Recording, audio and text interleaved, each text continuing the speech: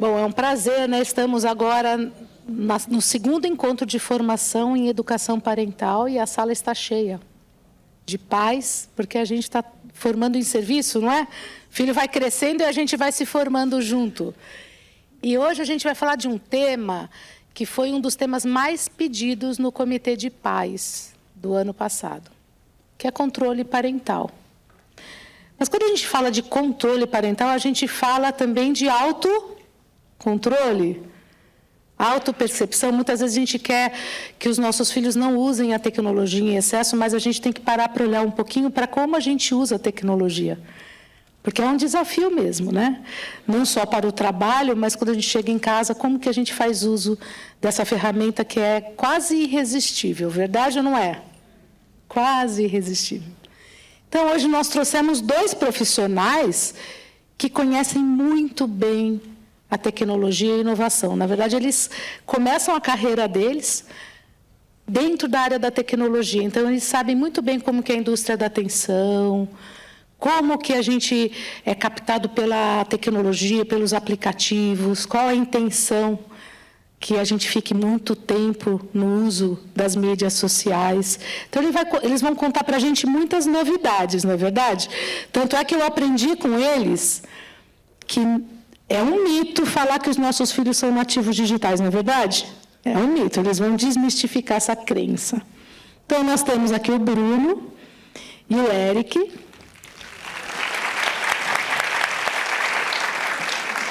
E o Eric é pai de aluno nosso, hein? Lá de Valinhos. Então, ele também vive como pai os desafios que vocês também experienciam dia a dia.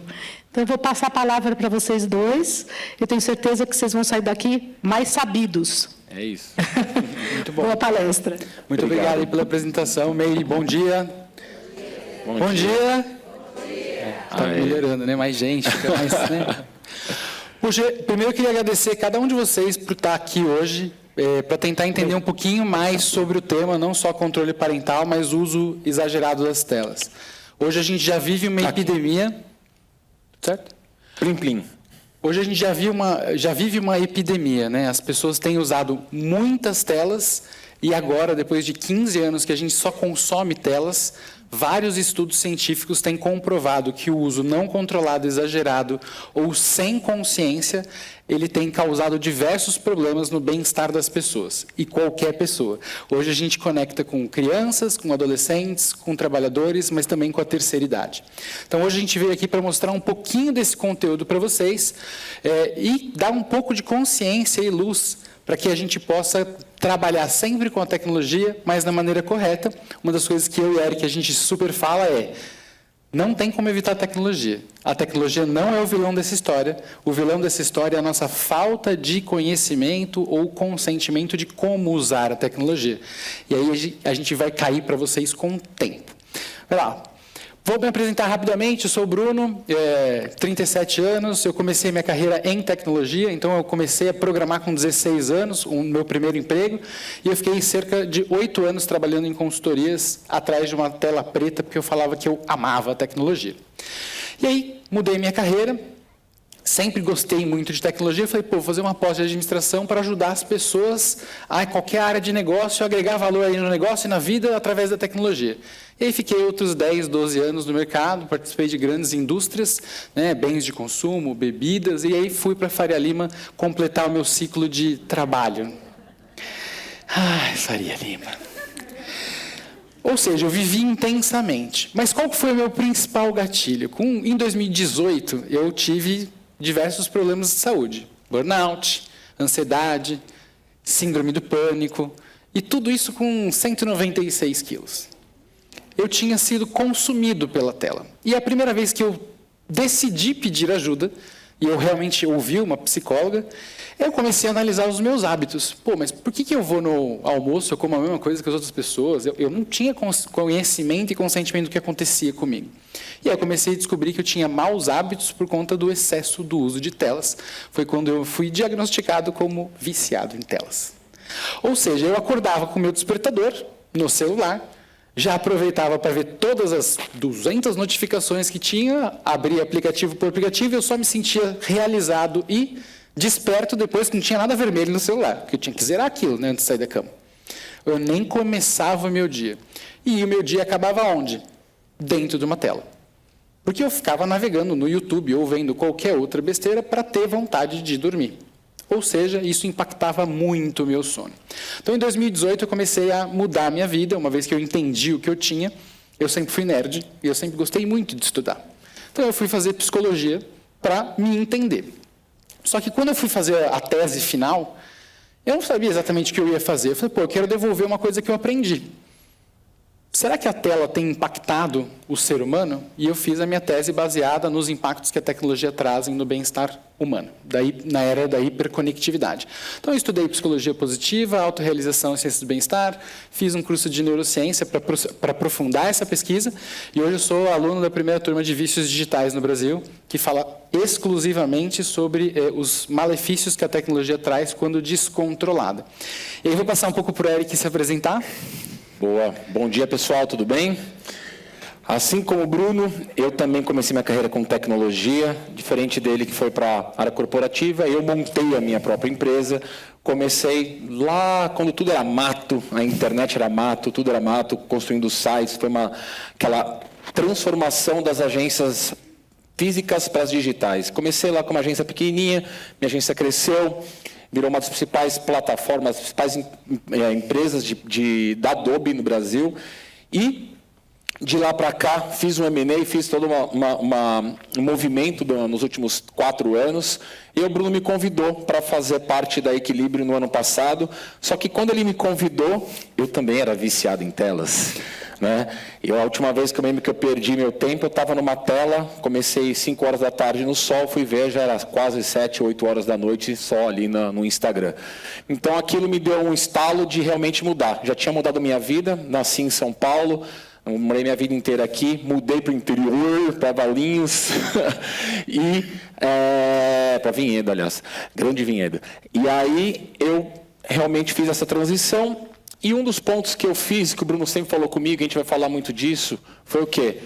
Não adianta nada eu querer fazer uma transformação dentro da minha casa, com as minhas filhas, sobre o sistema de tela, e eu sou de tecnologia. Gente, a minha escova de dente tem tecnologia, que eu coloco, vejo o mapeamento da minha boca, vou apertando, tem esse anel, tudo eu tenho tecnologia.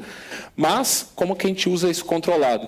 Então, acho que foi eu colocar uma máscara, quando você tem um avião em turbulência, você primeiro coloca a máscara em você, depois você coloca na criança, ou na quem está do seu lado. Foi isso que eu fiz. Então, os 6 primeiros meses que eu estava na Equilíbrio, foi justamente de eu conseguir me controlar. E a partir de eu me controlar, eu ser o exemplo lá dentro da minha casa. Então, além de ser empresário, além de ter estudado muito, sou pai das 2 menininhas aqui, a Sofia e a Lara. Esse aqui é uma das coisas que a gente se propôs a fazer, que são viagens desconectadas total. Aqui a gente foi lá para o Monumental Valley nos Estados Unidos, foi uma road trip mais de 2.500 milhas, sem nada. Eu fiquei 3 dias sem tomar banho, elas também nesse aqui.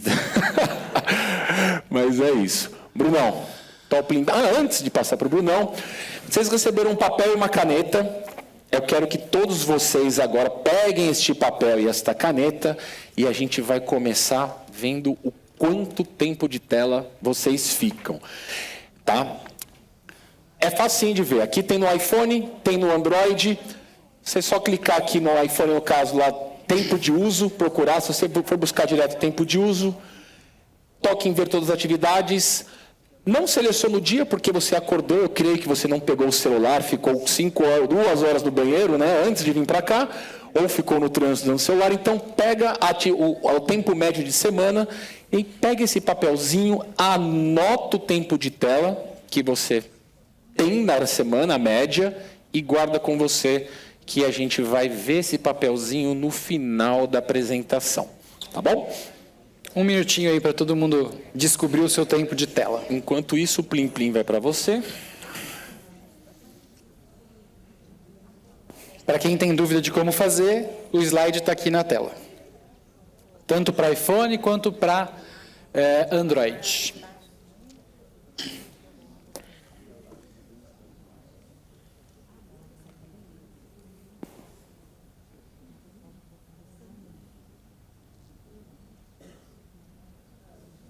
O mais legal dessa hora é ver as pessoas, nossa, mas é isso mesmo? O que acha que gasta pouco está vendo hoje, o que acha que não gasta tudo aquilo está vendo certo. Exatamente. A gente vai descobrir muita coisa aqui hoje, né, Bruno? Exatamente. Eu virar Muito bom. Pelo burburinho, eu já imagino que algumas pessoas já chegaram no número. Algumas têm cara de surpresa, outras têm cara de tô feliz e tá tudo bem. Então, nossa proposta hoje aqui é mostrar para vocês algumas ferramentas. E a primeira ferramenta da consciência que a gente tem aqui hoje é saber quanto tempo de tela eu gasto por dia. Vocês aprenderam isso aqui, anotem no papel. Lá no fim da palestra a gente vai continuar essa dinâmica. Seguindo aqui. Uma das coisas que a gente mais fala, né? Então, 2018, 2019, 2020, eu saí do mercado de trabalho, abri uma empresa de tecnologia, mas na sequência eu queria ajudar as pessoas. Então, a PUC me convidou para ir num congresso chamado Congresso Internacional da Felicidade, para eu testar essa tese da sociedade hiperconectada. Muitas pessoas começaram a ficarem interessadas pelo tema. E aí a gente formatou uma companhia chamada Equilibrium. A Equilibrium nada mais é do que o meu propósito de vida, que é devolver tempo de qualidade para as pessoas. Eu gostaria que vocês encontrassem uma pessoa que vocês não veem há muito tempo e ela não falasse para vocês que está corrida. Você está correndo de quem? Será que você não planejou bem o seu dia? Vamos entender o que você está corrida? Vamos entender, né, se a gente não está sendo só levado pela vida. Então, a gente tem um jargão aqui que é incrível. Tecnologia não é o problema é a maneira que você usa a tecnologia. E eu queria fazer uma provocação rápida com vocês. Qual foi a última vez que vocês perderam a noção do tempo? Alguém quer levantar a mão e falar, perdi a noção do tempo em tal lugar? Um de cada vez, né? Ninguém? Boa. Muito bom, pelo menos você não estava lendo uma tela. Mas 80% das vezes as pessoas perdem a noção dentro de uma tela. Vendo um filme, dando um celular. Mas eu consigo comprovar para vocês que provavelmente hoje vocês já perderam a noção do tempo e vocês fazem isso mais de uma vez por dia. Qual foi a última vez que você pegou o seu celular para fazer uma coisa que você não fez? Vou responder minha mãe. Eu caí em, não sei, em Nárnia. Aconteceu alguma coisa que eu não fiz o que eu precisava fazer e fiz outras 200 coisas. Então hoje a gente tem um problema muito grave na sociedade, que é a extensão da nossa consciência, chamada de celular, ela está muito próxima da gente. E ela foi feita para distrair a gente. Então, o Eric vai mostrar como é que a indústria da atenção funciona e o porquê que a gente precisa tomar a rédea e escolher aonde o nosso tempo é investido. Então, infelizmente, as crianças, elas estão sim ficando doentes. Existem diversas pesquisas que comprovam patologias físicas, psíquicas e emocionais. Mas a gente tem um problema que precede isso, que é a gente está ficando doente também. Ou seja, a criança ela tem aprendido com os nossos hábitos, né? Existe o jargão do a criança vê, a criança repete. Então, se a criança te vê usando o celular, ela quer naturalizar aquele movimento de usar o celular. E se a gente não, né, tem disciplina para como a gente usa o celular, a criança também não vai querer ter disciplina.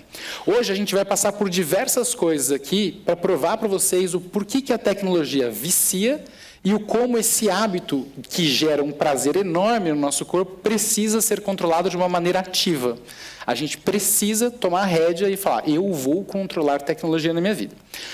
Mas antes eu queria definir para vocês o que é o uso exagerado. De novo, a gente não está aqui para demonizar a tecnologia. A gente vai usar muita tecnologia ainda, a gente na Equilibrium usa a tecnologia, mas a gente tem que saber qual que é a proporção correta na nossa vida.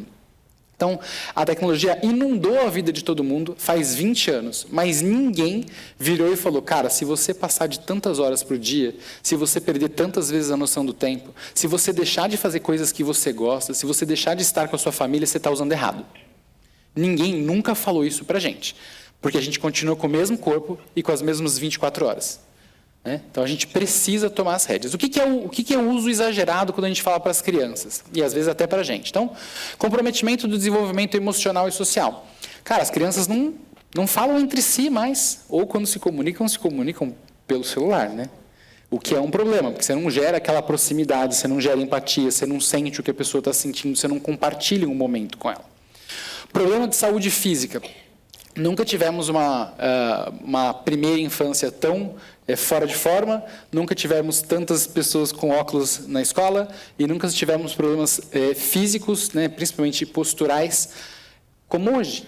Existem doenças associadas à tecnologia, com código internacional de doença. Então, tem uma doença que chama TEC-NEC, que é o desvio dessa vértebra, e ela se dá porque a gente fica assim, ó. Quem aqui já usou o celular assim? A pergunta aqui não usou, né? Todo mundo usa. Só que, em excesso, você tem um desvio da sua vértebra. Distúrbios de sono. A gente fica tão conectado que a gente esquece que as 24 horas do dia precisam ser regulamentadas. E eu deixo de dormir. Dormir é uma das atividades mais importantes da vida. E gera prazer para a gente. E faz com que o nosso dia seguinte seja melhor do que hoje. Se eu não tiver tempo de dormir, alguma coisa errada vai acontecer no próximo dia. Eu falo, né, depois que eu fiz essa transformação, pesando 196 quilos e virei triatleta, eu uso uma tríade. Dormir, comer, malhar. Se eu não dormir, eu não faço nenhuma das duas, porque nada encaixa. Agora, se eu dormir bem e comer adequadamente, qualquer treino que eu faço encaixa. Ou seja, a gente perdeu a habilidade de descansar, porque tem uma patologia do nosso cotidiano que a gente nunca foi ensinado. A gente vai para a tela para se entreter, não para descansar. Tela não é descanso. A gente precisa ter momentos de descanso e determinar que eu vou me entreter durante X tempo. Pode ser na tela, pode ser fora da tela. Beleza? Aumento de ansiedade e depressão. A gente nunca tomou tanta notícia na cabeça quanto hoje, né? A gente está extremamente ansioso e estressado porque provavelmente a gente sabe muito mais do que a gente devia saber. E aí a gente precisa regular o que a gente assiste. E dificuldade de concentração e autocontrole, a gente está perturbado 100% do tempo, né? Existe um dado científico que fala que quando você é interrompido, você demora até 23 minutos para voltar a fazer o que você estava fazendo com performance. Quem aqui recebe mais de 2 notificações por hora? É isso, né? Se a gente é notificado e interrompido e a gente, de repente, for esse grupo dos 23, tem gente que não trabalha. Né? Não que não quer, mas que não consegue mesmo, que está distraído 100% do tempo. Então, isso aqui, quando acontece, determina um uso exagerado de tecnologia. E aí, falando mais das patologias, que é importante a gente cair para dentro, diversas literaturas começaram a lançar 2 anos atrás. Né? Acho que a mais famosa foi a do Jonathan Haidt, que é Geração Ansiosa, mas durante a palestra a gente vai falar de algumas literaturas que são importantes. Então, onde estão as principais patologias? Quando a gente fala de saúde mental. Ansiedade, depressão e estresse. Não é à toa que a curva de estresse, ansiedade e depressão, ela subiu muito linearmente, muito em paralelo ali com a curva da adoção da internet móvel e dos smartphones. Quanto mais acesso as pessoas têm a smartphone e internet e informação ilimitada, mais elas têm ficado ansiosas, estressadas, deprimidas. Baixa autoestima por causa da comparação. Gente, olha essa imagem. Ela fala por si só, principalmente as mulheres. Vocês se comparavam com, talvez, uma mãe mais zelosa que tinha um vestido mais bonito na sua amiga ou um acesso a um produto melhor. Hoje vocês estão se comparando com um negócio que não existe, gente. Nem existir, existe. E aí você está gerando uma comparação dentro de você de uma coisa que é irreal. Realmente não existe. E isso aumenta muito o sentimento de solidão e isolamento social, que são indicadores muito graves hoje em dia, que estão sim relacionados ao suicídio. Então, existem países que correlacionam o isolamento social à quantidade de suicídios por ano. Então, a gente já teve, por exemplo, um cliente que é Cape Town, que chegou na gente falando, cara, nossa, o meu índice de suicídio é muito grande, é um negócio paradisíaco. Quem mora lá, acho que assim, todo mundo quer morar lá. Mas o índice de suicídio das adolescentes é muito alto. Por quê? Porque ele está muito online e não está indo viver o paraíso onde ele mora. Então, a gente está tão distraído e tão conectado que a gente está deixando a coisa mais importante da nossa vida de lado. A gente. A gente não tem tempo para a gente. Né? Distúrbios de sono. Como eu falei, cara, a luz azul ela gera um impacto muito grande no seu organismo. A gente deveria gerar melatonina a partir do meio-dia e a luz que vem incidindo menos faz com que os nossos hormônios sejam gerados em melatonina. Só que quando eu fico com a luz azul na minha cara o tempo inteiro, o meu organismo está sendo repreendido e não está gerando a quantidade de melatonina decente. Ou seja, eu não tenho aquela vontade de dormir, meu corpo não está relaxado, consequentemente, quando eu caio no sono é por cansaço. E eu não tenho todos os indicadores de sono bom. Eu durmo, mas eu durmo muito leve. Eu acordo muito. Ah, mas meu sono não é tão profundo. Eu tenho dificuldade de sonhar. Por que será? Teu corpo está exausto, você não está deixando o seu corpo descansar. Então, você só está tendo uma pausa física. E a alteração do ciclo circadiano, né? Algumas pessoas ainda falam que são... eu sou diurno, eu sou noturno. Isso não existe muito na ciência, porque o ciclo circadiano ele funciona com 2 principais combustíveis. O ar, a forma com que você faz exercício interfere no seu ciclo circadiano, e a luz. Não é à toa que na Noruega o índice de depressão é muito maior, porque eles não têm tanto acesso à luz. Ou seja, quando eu acordo e eu boto luz para dentro do meu organismo, toda a minha parte hormonal ela começa a produzir cortisol. Ou seja, eu vou ficando mais ligado, mais atento e mais disposto a fazer o que eu tenho que fazer. Se eu me privo dessa luz, o cortisol ele é inibido e eu estou menos disposto a fazer o que eu tenho que fazer. Então, primeira coisa, acordou, procura uma luz. Né? Deixa o seu corpo começar a trabalhar. Segunda coisa, está chegando de noite ali, sai do celular 2 horas antes, porque você vai tirar aquela luz azul que está inibindo a melatonina de funcionar. E aí, um recado para todos nós que é importante. A gente vive uma sociedade da pastilha. Está todo mundo comprando melatonina na farmácia. Vem cá, teu corpo gera. Para que você quer da farmácia? É mais fácil só tapar o sol com a peneira? Então, a gente tem que parar para pensar. O nosso corpo é o melhor produtor de melatonina. E não custa nada. Custa a gente ter disciplina. Indo aqui para problemas de imagem e autoestima, conforme eu vou sempre me comparando, né, com coisas que não existem, a gente tem distúrbios gravíssimos aumentando. Por exemplo, dismorfia corporal. As mulheres, até meninos, eles olham para o espelho e eles não conseguem enxergar o que eles são. E aí eles geram um padrão dismórfico de querer se autoflagelar, de virar uma bulimia mais severa e assim por diante. Ainda falando dos impactos, a gente perdeu a capacidade de se relacionar de uma maneira interpessoal. Qual foi o último oi no elevador que você deu para um estranho? Maravilhoso. Quem deu, bom. Mas, cara, isso é um indicador já que as pessoas simplesmente elas entram no elevador e tiram o celular do bolso. Elas não falam um bom dia, elas não querem conectar com as pessoas, e as crianças são iguais, né? Às vezes a gente vai com o nosso filho para um lugar onde tem outras crianças e a gente tem todas as crianças conectadas. E ninguém está se relacionando. Então, existe um prejuízo grande no desenvolvimento, né, para essas habilidades e um aumento da dependência emocional, porque ele está muito mais ligado com o que está acontecendo online do que fisicamente. Então, não importa que esse grupinho físico está achando de mim, desde que eu tenha aquela conta cheia de likes ou mais de uma conta cheia de likes e comentários e eu tenho uma aprovação social. E isso desconecta a gente da gente mesmo. Problema cognitivo, né? Dificuldade de aprendizagem por distração, multitarefa. Outro mito que eu tenho que contar para vocês: ninguém é multitarefa, gente. Não tem, não existe. Aí, né, as mulheres normalmente nesse momento falam: não, mas a gente é muito mais multitarefa que os homens. Tá, tudo bem, gente. Todo mundo faz as coisas piores e a gente pode fazer as coisas piores que vocês. Mas ninguém é multitarefa. Se a gente está fazendo mais de uma coisa ao mesmo tempo, a gente está fazendo 2 coisas ruins ou mais. Tá? Então, é exatamente isso que a ciência diz. E aí, cara, a gente tem uma dificuldade de aprendizagem justamente porque a gente não foca. Então, é difícil hoje eu parar e ver um vídeo de 1 hora e entender o que aquele vídeo quer transmitir para mim, o recado, o aprendizado, a ciência. Porque eu não consigo ficar 15 minutos. E por que eu não consigo ficar 15 minutos? Porque eu estou tentando assistir o vídeo enquanto eu estou no celular e está na Netflix na minha tela. Eu não estou fazendo mais uma coisa com qualidade. Então, a gente está sempre distraído. E no meio disso tudo caiu uma notificação no celular. Olha que maluco, eu não consigo fazer uma coisa só. E aí, impacto físico, falei do pescoço, sedentarismo nunca teve tão alto no mundo, né? 3,2 milhões de mortes por sedentarismo, eu garanto que ninguém estava passeando com o cachorro. Tudo é gerado por tela. Ou você está na frente da tela do Netflix, ou você está na frente da tela do tablet, ou do celular. A gente está tão conectado que a gente está desconectado da gente. E a gente está sofrendo todas as consequências. E aí, por fim, aqui, problema visual, fadiga, miopia, a gente nunca viu tanta criança com óculos. Existe uma pesquisa, se eu não me engano, finlandesa, que o número de estrabismo em bebês cresceu, porque não existe a conexão com a mãe. Porque enquanto a mãe amamenta, ela também está no celular.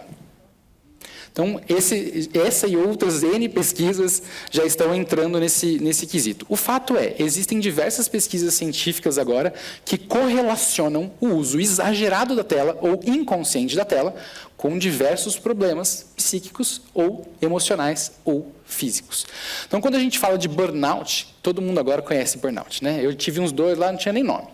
Mas quando a gente fala de burnout e a síndrome do esgotamento, a OMS veio e falou o seguinte: agora burnout é uma doença ocupacional. Não acho errado. Acho que pode sim ser uma doença ocupacional. Às vezes o trabalho realmente não tem uma disciplina e nem uma consciência que ele não pode te cobrar daquela maneira, naquela intensidade. Mas a verdade é que boa parte dos burnouts não começaram no trabalho. Boa parte dos burnouts começaram quando você decidiu colocar o despertador para acordar dentro do seu celular. E você acordou e ficou 30 minutos na tela.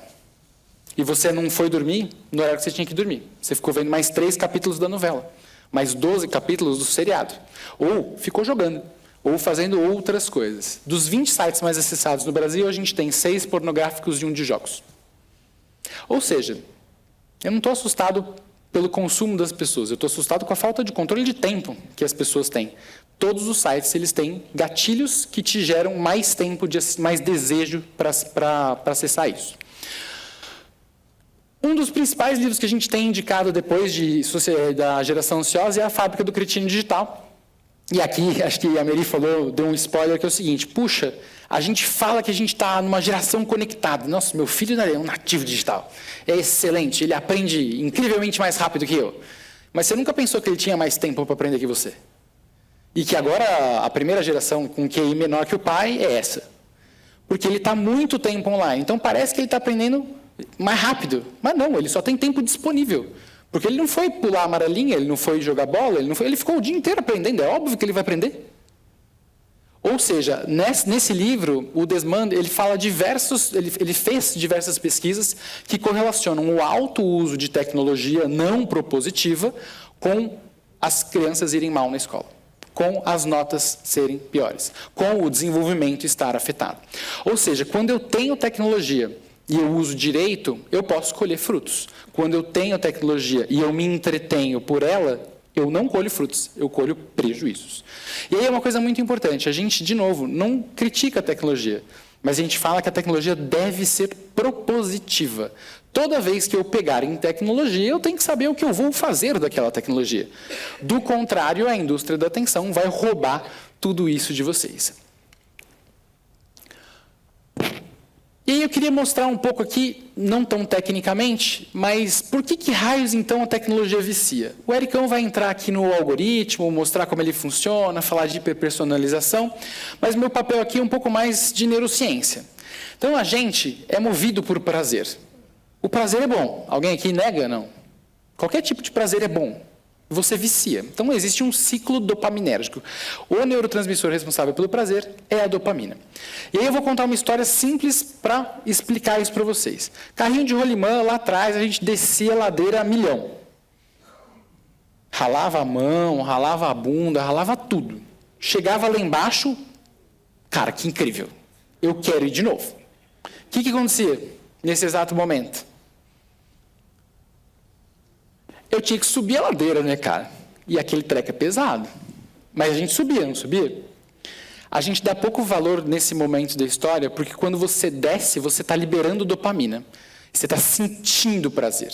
Quando você chega lá embaixo, né, o que acontece é o fim do efeito da dopamina e o efeito da memória. Eu gostei daquilo, eu preciso daquilo de novo. O fim desse ciclo, ele se chama abstinência. E eu tratava naturalmente a abstinência da vida, porque eu tinha que subir. Eu não podia escorregar, a ladeira acabava. Eu tinha que esperar calmamente, carregando o meu carrinho nas costas, até eu chegar no fim dessa ladeira, lá em cima. Gente, quando eu rolo feed e rolo tela, que horas que eu subo a ladeira? Eu não subo a ladeira. E o que acontece na nossa cabeça? Prazer. Gostei. Prazer, gostei. Prazer, gostei. Prazer, gostei. Prazer, gostei. Prazer, gostei.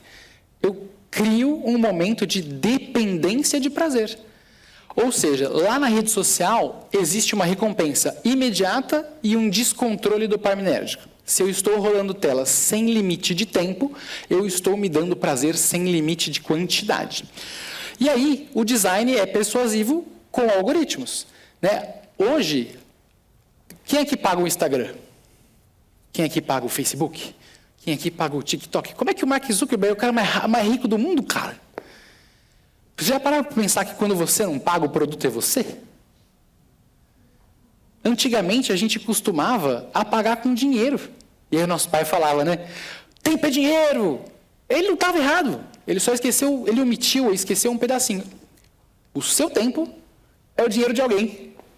Só que antigamente, sem dinheiro, você ficava com problemas aquisitivos. Você ia ter que ir pedir um empréstimo, passar por uma situação mais difícil. Você ia dar um jeito. Você conseguia. E quando o produto é o tempo? Quando eu perco noção do tempo na tela, o que eu perco? Saúde física, emocional e mental.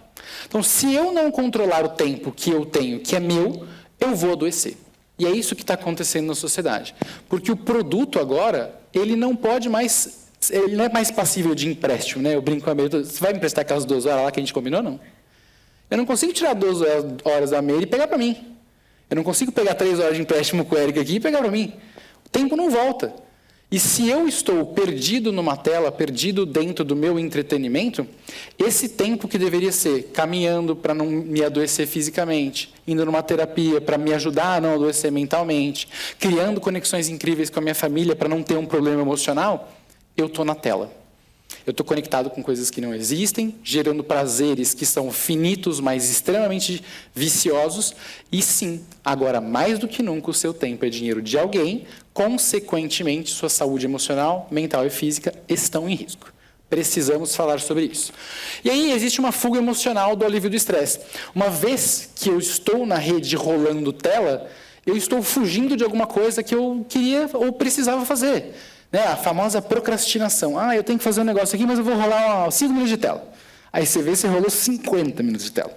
Porque você procrastinou. Então, você está fugindo de alguma coisa, né? De um alívio de estresse ou emocional. Meu Deus, mas é muito difícil. Então, a gente trouxe uma tabelinha aqui que é...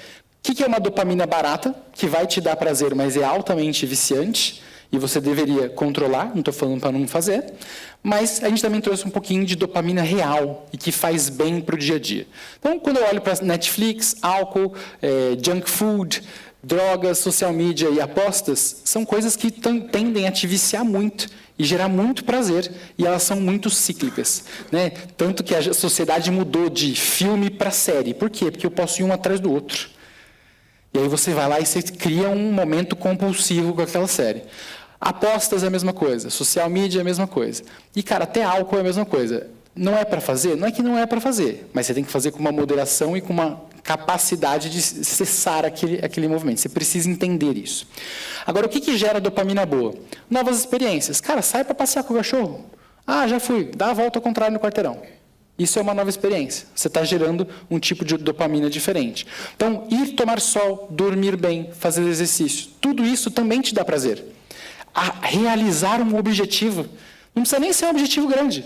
Né? Parcela aquele objetivo gigante em pequenas coisinhas. Toda vez que você fizer uma coisinha, você vai sentir prazer. Ou seja, a gente precisa entender, sim, como a dopamina funciona. E para quem quiser se aprofundar nesse tema, a gente indica esse livro, que é bacana, que é o Dopamination. E aí eu queria falar um pouquinho também e deixar muito claro que a sociedade inteira está falando de adoecimento mental. E no mercado corporativo, a gente tem agora a reformulação de uma das NRs, que é a NR1, que ela fala muito sobre os riscos psicossociais. Então, agora eu preciso não só mapear o risco físico que o meu colaborador ele tem, mas também o psicossocial. O que a gente ainda o que a gente ainda começou a entender agora é que os riscos psicossociais quase todos estão ligados com abuso e falta de controle. Ou seja, boa parte dos riscos psicossociais, eles estão ligados ao exagero do consumo e à dependência da dopamina. Dou um exemplo. Então, para uma empresa convencional, vamos falar de NR1, vamos contratar um psicólogo. Botei o psicólogo para falar. Qual foi a minha adesão? 40 pessoas participaram, mas 3 assistiram. Por quê? Porque o resto estava tudo no celular. ninguém prestou atenção naquilo.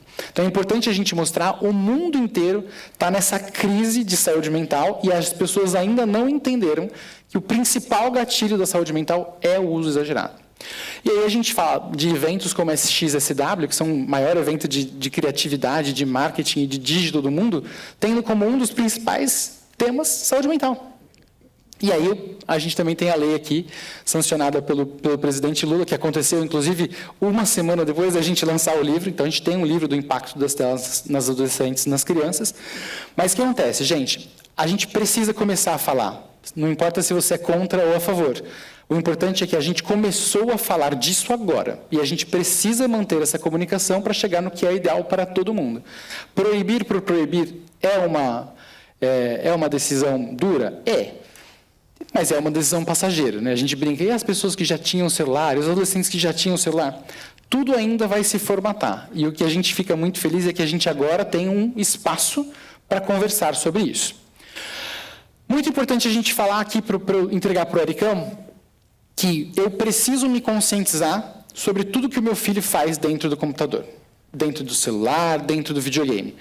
Existem diversas legislações que prevêem pena, né? Tanto penal quanto civil, para os pais em caso de infração. Então, quase sempre, quando você olha para o adolescente, para o menor infrator, é socioeducativo. Quase sempre. Mas os pais não sabem, ou deveriam saber, que algumas coisas que acontecem vai ter pena criminal. Por exemplo, cyberbullying comprovado dentro de redes sociais, reclusão para o pai de 2 a 4 anos. Então, a gente preparou algumas informações de legislação e, quando a gente for enviar o material para vocês, elas vão estar mais formatadinhas. Então, fiquem ligados que a gente precisa entender o que está lá dentro, quando a gente fala de controle parental. Quando a gente sabe usar o celular, a gente também tem que ensinar como os nossos filhos usam o celular, o que eles podem e não fazer, porque, sim, existem penalizações previstas em lei. Sou eu? Vai lá, Ericão. Obrigado. Então, acho que o Bruno trouxe um pouquinho esse overview inicial da neurociência, a gente entendeu um pouquinho o comportamento, os impactos que a tecnologia e as telas estão fazendo na vida da gente. Agora a gente vai se aprofundar um pouquinho de como que a gente consegue conscientizar sobre esse uso. Quando a gente fala de controle parental, para eu ter um controle parental não é definir regra, não é vir, chegar lá, arrancar, puxar da tomada, tirar e brigar, não. É como que você faz com que seu filho pense do que ele está acessando e o que ele está acessando. Enquanto a gente fala aqui que de cada 7 em cada 10 crianças acessam as redes sociais diariamente.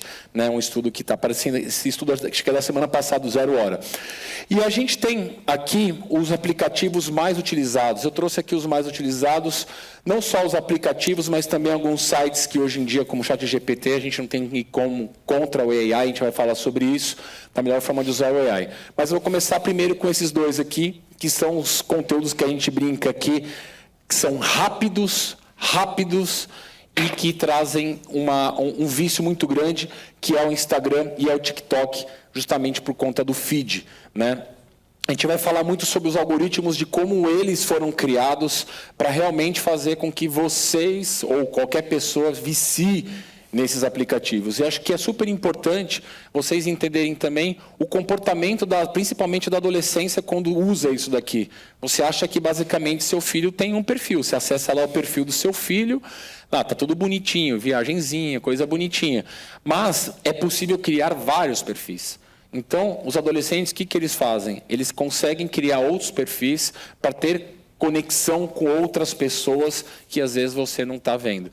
Então, super importante, quando você for olhar o Instagram do seu filho, pegar o celular dele para ver isso, junto com ele, ver se tem outro perfil associado naquele celular. NGL, alguém já ouviu falar? Alguém sabe o que significa NGL? Not gonna lie. Não vou mentir. É uma forma com que a sociedade, principalmente os adolescentes, tem usado para se expor e ouvir opiniões dos outros, mas tirando o peso do conhecimento, da identificação. Então, faz com que eu fale o que eu quiser, seja pejorativo ou não, sem precisar me identificar.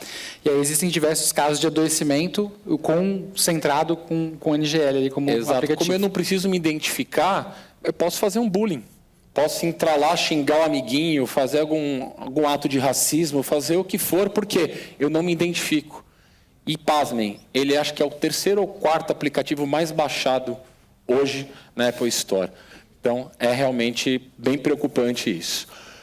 YouTube, eu acho que YouTube, você tem um conteúdo rico, mas você também tem um conteúdo onde você não tem um controle, principalmente porque agora o YouTube tem feed, né? Então, aquele mesmo aspecto viciante que você tinha no Instagram, no TikTok, você consegue ter no YouTube com vídeos curtos, né? Então, essa entrega que a gente tem, principalmente para essa nova geração, é de coisa muito rápida. Eles não conseguem esperar. Então, quanto mais rápido você entrega, né, mais a criança quer receber esse tipo de conteúdo. Discord. Alguém conhece o Discord? Vamos falar, não sei se vocês conhecem a fundo de como nasceu o Discord. E aí nosso amigo nerd, Bruno, que ele falou que era nerd, vai explicar um pouquinho como é que ele usava o Discord. Como é que começou isso aí, Bruno? Cara, o Discord ele começou como um aplicativo entre desenvolvedores, né? A gente trocava ideia e criava comunidades de afinidade para a gente trocar ideia de código, consertar, criar produtos, né, colaborar com projetos de parceria. Mas a comunidade de gamers começou a usar o Discord uma vez que alguns programadores também jogavam. Não são todas as plataformas de jogos que suportam áudio e vídeo, ou áudio e mensagem. Então, o que começou a se fazer? Abre o Discord e entra no jogo. O problema é que a gente misturou 2 mundos, né? Quem é dono da comunidade não é o jogo, é o Discord. E aí você perde o controle de onde a criança ou o adolescente pode entrar, porque ele está numa comunidade muito maior, que não necessariamente está jogando aquele jogo. Então, ela conheceu pelo jogo, mas ela ficou no Discord. E ela viu que tinha outros milhões de canais, com outras milhares de pessoas que não são adolescentes, que têm outros gostos e que podem usar aquilo para outras coisas. Então, o Discord, basicamente, era uma ferramenta de comunicação para desenvolvimento. E hoje ele caiu aí no universo gamer como comunicação e, infelizmente, aliciamento e todas as coisas ruins que a gente tem ouvido. Exatamente. Então, se você já tem um aliciamento via redes sociais, via chat, você tem agora um aliciamento via voz, que é muito mais fácil da pessoa entrar. Então, teve até uma recente notícia, acho que 2 semanas atrás, de uma menina que começou com um jogo no Discord, entrou num grupo, foi aliciada, o cara tinha mais de 35 anos, se eu não me engano, aliciou ela e outros menores para fazerem vídeos sexuais sendo mutilada. Né? Então, criou-se um grupo disso. Então, a gente não sabe que, às vezes, aquele joguinho que está todo mundo online jogando, a gente não sabe quem está do outro lado. Então, é super importante ter um controle de... Vai criar algum joguinho ali, meu filho vai jogar um Fórmula 1 lá com os amigos online. Cara, tenta ser o grupo dos amigos, tentando ampliar isso bastante.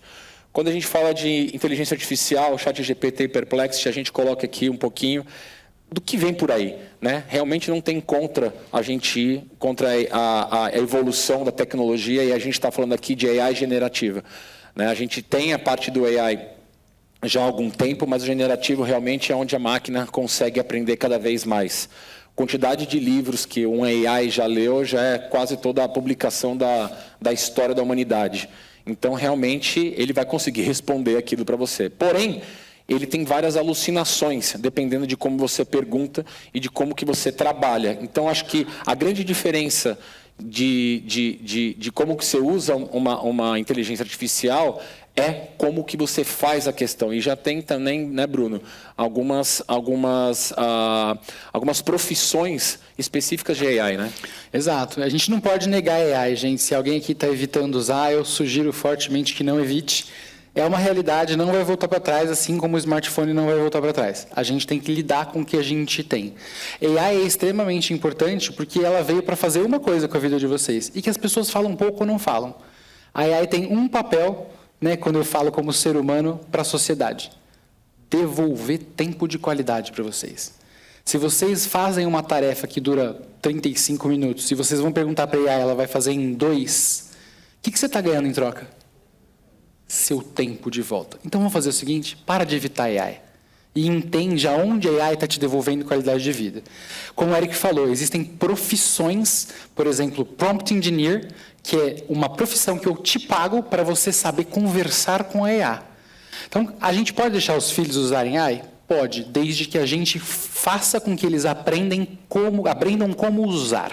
Então, não é me dê o resultado de A, é como você chega no resultado de A, porque a IA sabe isso. Ela vai te explicar, para chegar nesse resultado, você deveria pensar assim, com essa estrutura, e eu levei em consideração isso, aquilo e aquilo outro. Ou seja, o que faz você perder o emprego hoje não é a IA. As pessoas estão perdendo emprego para a IA, mas para quem sabe IA, e não para a IA. Então, precisamos adotar IA na vida da gente. É isso aí. E aí, quando a gente começa a entrar em controle parental, a gente tem tanto as ferramentas nativas, como vocês têm no celularzinho de vocês, seja no Apple, seja no Android, e a gente tem alguns aplicativos de mercado. A gente vai falar um pouquinho mais para frente, a segunda parte da nossa palestra é um workshop, onde a gente vai ver na prática como que funciona cada um deles, e a gente fez um comparativo também, e uma pesquisa comparando eles, trazendo um resultado legal do que cada um faz. Então, você tem o Aura, o Bark Custódio e o Safe Kids aqui. A gente vai falar muito sobre ele. Mas o mais importante, como eu falei, é a conscientização. O controle parental, ele vai servir ali justamente para te dar um apoio para você conseguir fazer esse trabalho. A gente vai entrar na parte de conscientização daqui a pouquinho. Outra coisa que ninguém sabe é que a rede doméstica de vocês também pode ser feito controle parental. Por que você não sabe disso? Porque o cara da Vivo vai instalar a internet lá, ele instala, qual que é a senha? É tal, o erro de segurança está aí já. Você fala uma senha, o cara da Vivo coloca a sua senha lá, então ele já consegue acessar o seu banco, mas ele coloca a senha e você não sabe as funcionalidades que tem. Dentro de um roteador, a gente está indicando aqui, no caso, o TP-Link da Deco, né, que ele cria uma rede única de Wi-Fi. Essa rede única de Wi-Fi você consegue colocar a rede de visitante, você consegue colocar todos os aplicativos e sistemas da sua casa interligados. Então, você consegue ter uma cobertura total de todos os aparelhos, desde a televisão até o celular, até às vezes se a geladeira se conectar, o condicionado se conectar em Wi-Fi, você consegue ter essa cobertura. Então, você consegue entender todos os aparelhos que estão usando aquela rede. A partir do momento que eu entendo do que está consumindo a minha rede, né, e tem uma rede restrita para visitante de casa e para as pessoas da família, eu consigo ter alguns filtros automáticos, que seja bloquear sites impróprios diretamente pela rede ou configurar a idade. Né? Configurar a idade, esse site, meu filho de 8 anos não pode, o que tem 16 pode usar. Pausa. Os pais podem interromper a conexão. Então, a criança vai estar acessando lá e fala assim, o que aconteceu? Caiu a internet. Não sei. Caiu. Aqui, o meu também não funciona. Caiu a internet. Você consegue colocar limite de tempo. E esse limite de tempo, galera, é por celular. Então, você consegue colocar no celular do Bruno um limite de tempo, no meu outro, e assim por diante. Relatórios de navegação, eu consigo ter todo um controle de navegação e consigo identificar também possíveis ataques de malwares ou sites que vão fazer o acesso para a sua rede. Né? Porque todo mundo acha, eu vou baixar um joguinho. Quando você baixa um joguinho, a gente vai falar sobre isso aqui daqui a pouco, você coloca lá permitir, ou você acessa um site permitir tudo. Né? Você está dando acesso à base do seu celular quando você instala qualquer jogo. O problema de segurança normalmente começa aí. E aí você consegue ter um controle, independentemente de você ter dado acesso, um controle se tem alguma coisa maliciosa ali por baixo. E configuração de perfil, consigo ter perfis para cada tipo de indivíduo dentro da minha casa. Eric, nossa, isso é muito difícil de fazer. Gente, não é difícil. Realmente, isso aqui eu ligo na tomada, pego um cabo, ligo no outro, baixo o aplicativo e a navegação, a usabilidade é muito simples de você conseguir fazer esse nível de configuração. Realmente simples. Não sei, não tenho saco para fazer isso aqui. Contrata alguém de rede que o cara vai fazer com o pé nas costas isso para você. Tá bom? Aí eu quero entrar aqui principalmente na indústria da atenção. Né? Aqui é onde a gente começa a ver por que as Big Techs são as maiores empresas do nosso planeta. E aqui, estava brincando aqui com um amigo meu, Onoda, aqui, que quando eu vou falar com a minha filha, principalmente a mais velha, que ela já tem 10 anos, expliquei para ela como que funciona. De uma maneira lúdica, mas expliquei para ela um pouquinho como que funciona a internet. Porque é isso, a criança precisa entender não é? Não vai usar mais. Entenda, funciona assim. E aí eu quero trazer um pouquinho para vocês de como que foi a nossa vida, né? A gente começou, não sei se todo mundo lembra da Blockbuster, você precisava devolver, né? A fita rebobinada, né? Não era lá, clico, quero ver o filme, acabou, né? Outro dia eu estava vendo, acho que algum desenho com a minha filha, ela falou assim, volta, papai, a TV mesmo. Ela, volta, que eu perdi essa parte. Eu falei, filha, não dá para voltar. Então a gente começou o quê? Lá em 1990 com os grandes portais, mídia tradicional. O que eu tinha? O conteúdo e o acesso que a mídia fazia com vocês, o que era? Eram os banners, quem lembra dos pop-ups? Pá, abria pop-up para diabo na nossa cara, você ficava fechando aquilo. Era como a gente conseguia colocar mídia. Era como a mídia impactava vocês, ou através de banner. E a gente conseguia ter só um único acesso lá na época dos anos 90, que era clique. Quantos cliques eu tive? Quantas páginas acessaram? Era muito simples. Então, era todo mundo aqui clicando, então só tinha um número de acessos em clique. Isso aí começou a mudar lá nos anos 2000, que a gente começou a trabalhar com a Web 2.0 e começou a trabalhar um pouquinho mais em nível de conteúdo e a gente começou a virar conteúdo. Né? Todo mundo lembra do Orkut, todo mundo começou a ter comunidade. Comunidade, gente, existe desde a época do Paleolítico lá. Existe desde a época que começou com comunidade. Então, você começou a criar as comunidades, comunicação, todo mundo era do 1990, do bate-papo do UOL, agora eu tenho uma página minha no Orkut. Né? Então, você começou a entrar nisso. Só que dentro disso, você começou a colocar o seu comportamento. Do que você gosta.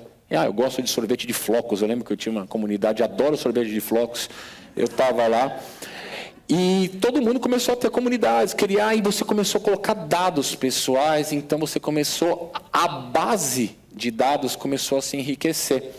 Então, foi o início da coleta de dados, seja ela através de uma rede social, seja ela através dos sites. Então, o e-commerce também começou bem mais forte aqui nos anos 2000, onde você começou a colocar o seu CPF, começou a fazer compras, então você sabia o que era cada um e você conseguia ter um acesso a... Putz, o cara acessa o site do, por exemplo, eu gosto do Corinthians, ele vai lá, acessa o site do Corinthians, eu consigo fazer alguma coisa e entender que esse cara é corintiano. Aí a gente começou a entrar numa parte que aí eu falo que o negócio começou a degringolar o negócio, né? Que foi quando começou o mobile. O mobile ele começou com, alô, olha só, R$10, Silvio Santos, né? Aí começou os sites, o mobile, diferentemente de quando a gente tinha a comunicação na nossa casa, o que era? Era uma TV na sala. Todo mundo lá via o Ayrton Senna, todo mundo via o jogo junto, todo mundo via a novela junto, todo mundo via tudo junto. O Cid Moreira e o Chapelin era como se fosse a nossa família. A gente dava boa noite para ele e depois a gente ia discutir no jantar os acontecimentos. Todo mundo recebia a mesma informação. E aí o que aconteceu? A informação virou para o celular e cada um consome a informação que quer.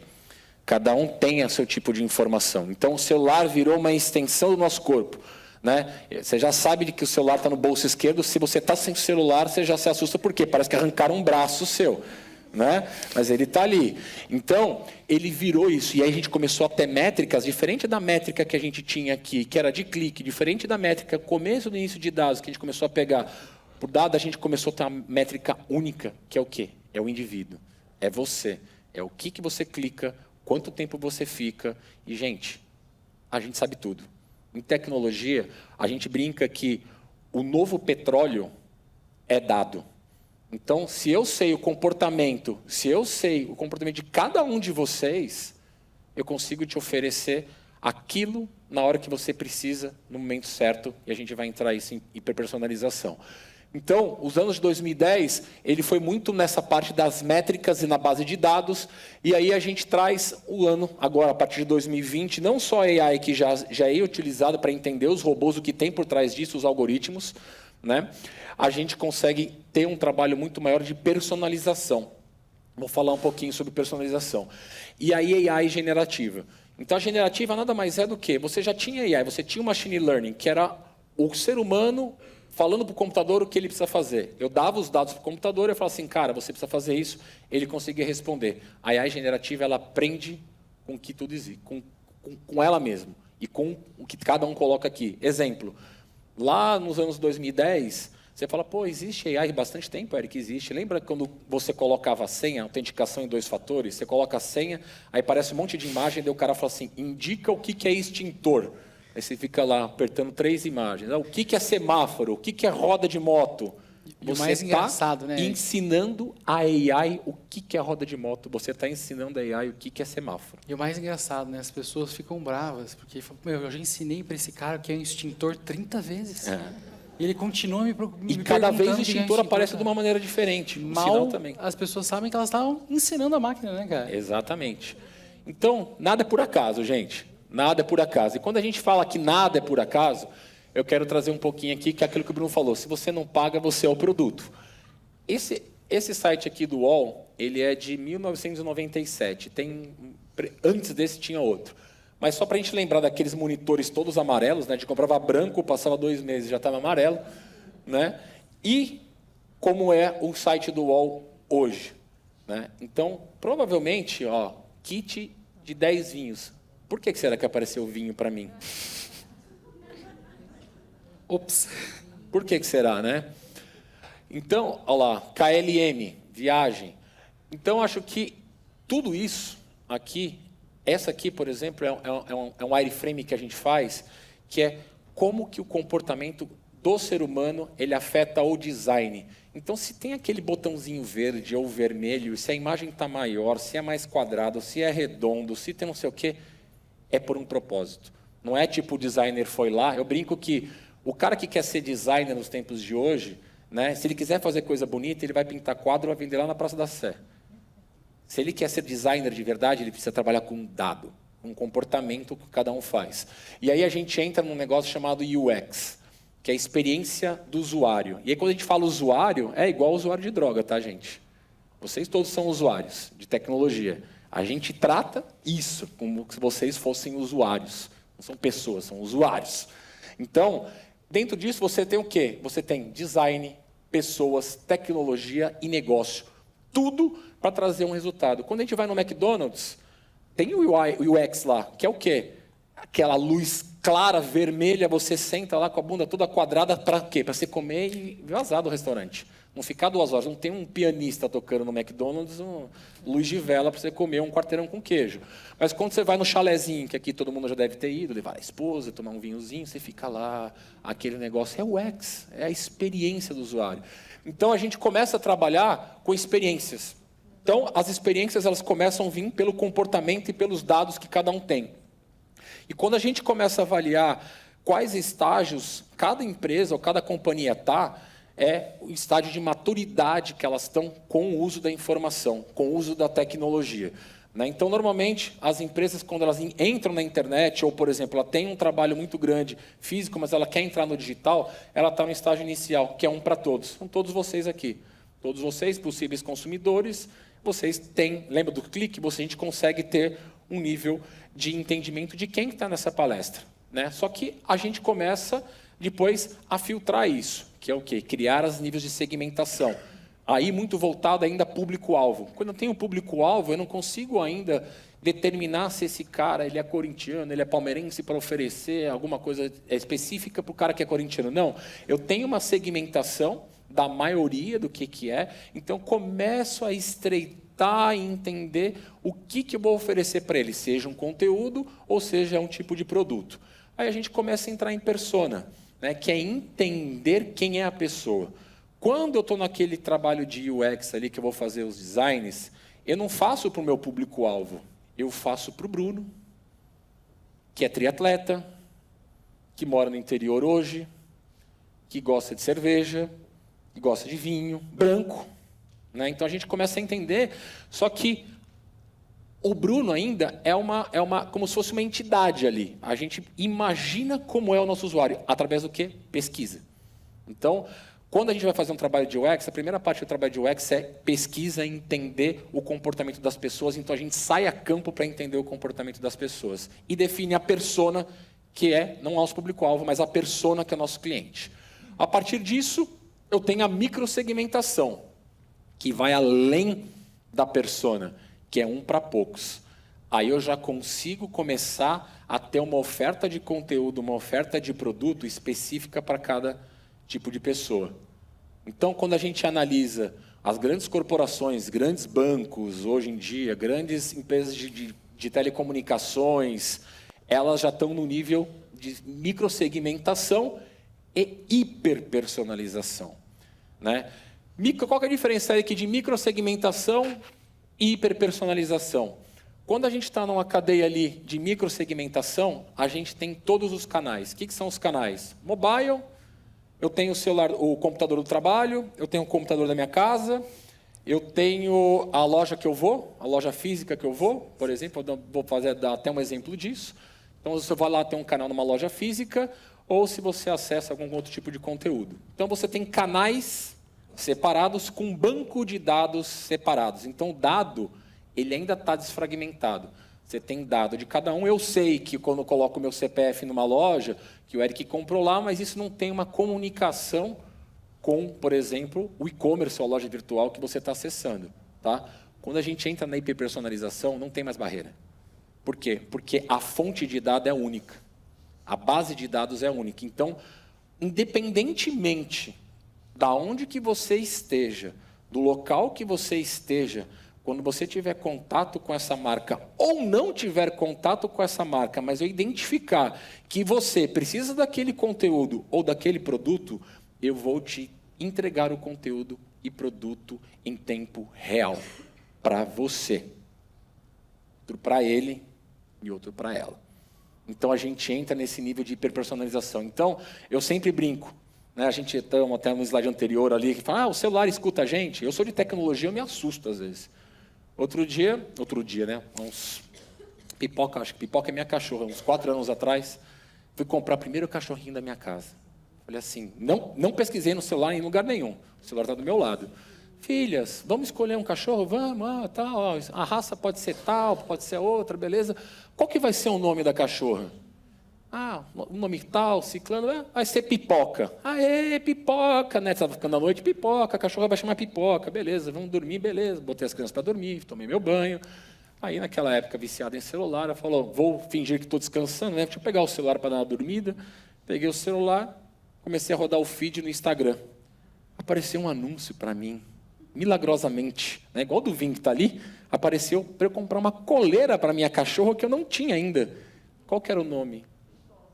Pipoca. Isso é, eu sempre falo, né?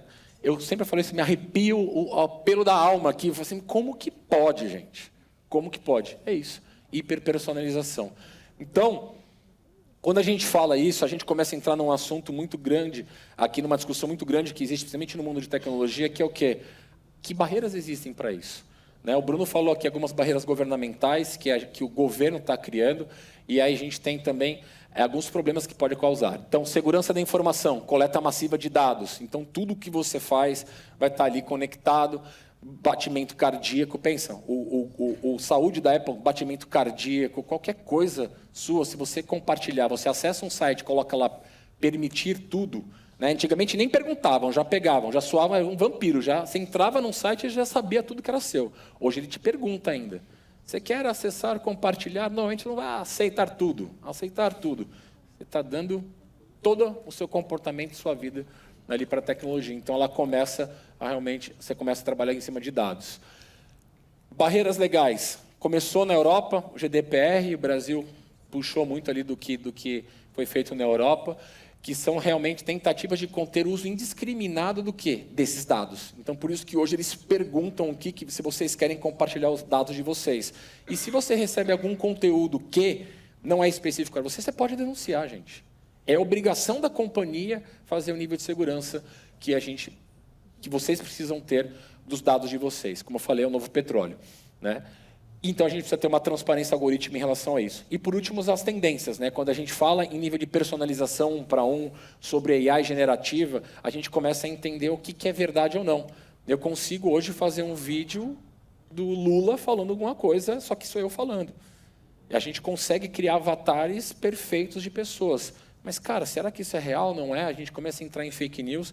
Então, nesse ponto, as maiores companhias, Adobe, Salesforce, ou outras de ChatGPT e outras, elas começam a ter um conteúdo ali que é identificar que aquilo foi criado e feito por AI. Então, é super importante essa barreira ética em relação a isso. E quando a gente fala em comportamento, né, eu acho que o governo ele veio muito para isso, para a gente começar a ter esse nível de discussão. Proibir o celular na escola é justamente uma barreira da gente começar a falar sobre isso. E a gente está numa entre-safra de geração, onde eu tenho adolescentes hoje que a gente não conseguia entender qual que era o comportamento e quais eram os impactos que o celular causava. Né? Hoje a gente está discutindo sobre esses impactos, assim como foi a indústria tabagista lá atrás. Todo mundo fumava, depois de 20 anos, você vê que o pessoal começou a morrer de câncer e vão começar a discutir sobre isso. Né? E por aí vai. O cinto de segurança que você fala também é muito bom. Exatamente. O cinto de segurança é muito legal, porque eu falo que teve um pai que me perguntou no Morumbi, né? Pô, mas o adolescente é difícil, ele burla. Eu brinco que o adolescente hoje é o nosso pai com cinto de segurança quando o Maluf inventou lá que precisava de cinto de segurança.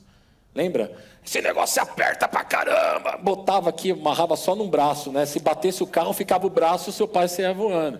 Né? Então, todo mundo não gostava de usar o cinto. Aquele negócio aperta. É o adolescente hoje. Eu não vou parar de usar, todo mundo usa, que não sei o quê. Pô, eu vou ficar de fora dos meus amigos. Mas, cara, o cinto salva a vida. Hoje, além do cinto, você tem ABS, você tem obrigatório o airbag. Então, para a gente é natural, não é? A gente já tirou carta com cinto. Se eu estou sem cinto, parece que eu estou solto no carro.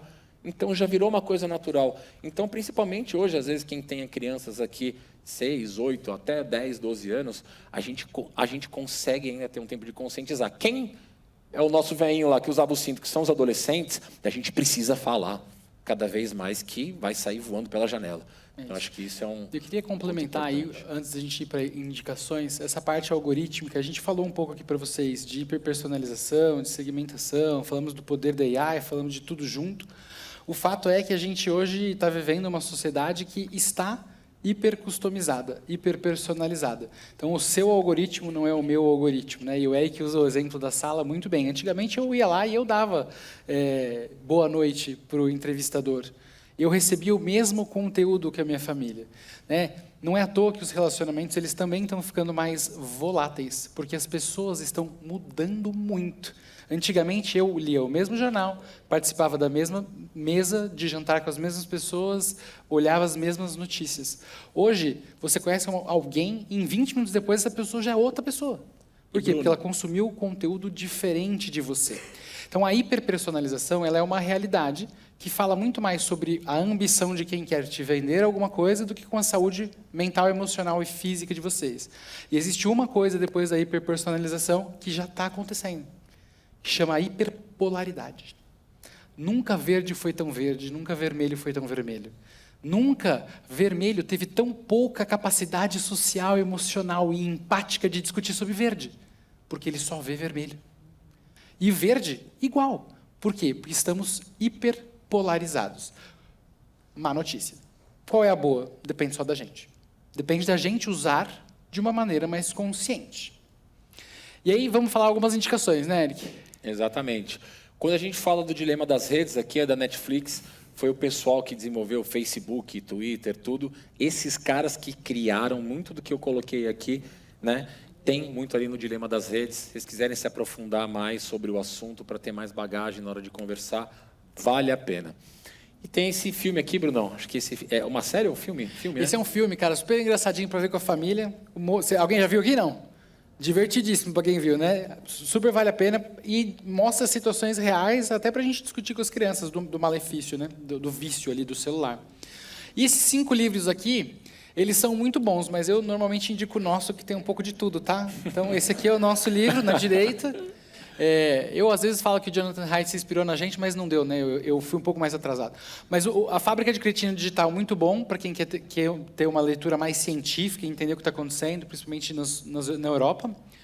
Mude seus horários, mude sua vida, fale muito com o que vocês precisam saber sobre o próprio corpo de vocês, o que é o círculo circadiano, medicina Ayurveda, e como realmente os 2 combustíveis que a gente mais nega na nossa vida funcionam, ar e luz. Geração Ansiosa, acho que não preciso comentar, best-seller no ano passado, Jonathan Haidt aí trouxe muitos ensinamentos, acho que tem bastante coisa para tirar desse livro. A Tríade do Tempo, É um livro sobre gestão de tempo, né? Eu brinco aqui que o nosso principal objetivo é devolver tempo de qualidade para as pessoas e, de fato, é isso. O maior bem que você tem na sua vida é o tempo. Se você perde a noção dele, você fica doente mentalmente, fisicamente ou emocionalmente. Essa é uma das melhores literaturas que a gente tem no país. E Dopamination para entender esse vício, né? A gente vive hoje uma sociedade viciada em prazer. Não é à toa que os sites mais acessados, 7 sites geram prazer, né? 6 pornográficos e 1 de jogos, dos 20 mais acessados. E agora a gente quer fazer uma pesquisa, um teste com vocês aqui. É 3 minutinhos, pessoal. Quem estiver com o celular, escaneie isso aqui. É um teste de dependência da internet. Tá? Vocês vão responder. Estou vendo alguma galera meio tensa. Meu Deus do céu, será que eu sou viciado? Não, é anônimo, você não precisa dar dado nenhum, não. Vai dar um resultadinho no final ali. Eu, o Bruno, é nosso avatar falando, tá, gente? Aquilo é AI. Ah, para quem vê o vídeo aí, não sou eu, tá? É AI. A gente pode colocar em alemão, em russo, em polonês. O polonês eu fiz, mas eu não tenho coragem de usar, velho. Eu não consigo saber se eu estou falando o que eu devia. Então, façam um teste. A gente vai dar 3 minutinhos para vocês fazerem o testezinho. Enquanto vocês preenchem o TDI, o que é TDI? Teste de dependência de internet, né? Essa é uma pesquisa científica criada em 2012, né? Ela é uma pesquisa americana, mas ela já tem base em mais de 30 países, com mais de 10 anos de comprovação científica. Essa é a primeira ferramenta que você pode fazer sozinha para entender se você precisa de ajuda, se o seu uso é patológico, se o seu uso ele é mediano, ou se realmente você faz um bom uso da tecnologia. Então, 3 minutinhos, 12 perguntas. E aí vocês vão receber um diagnóstico na tela. Ainda, pro pessoal, uma musiquinha? Oi? O DJ consegue soltar uma musiquinha? Não, vamos deixar sem a musiquinha, talvez. Você quer cantar? Não, vamos deixar a galera fazer em paz aí, 2 minutinhos. É legal ficar vendo a cara. Que precisa saber essa pergunta? Então.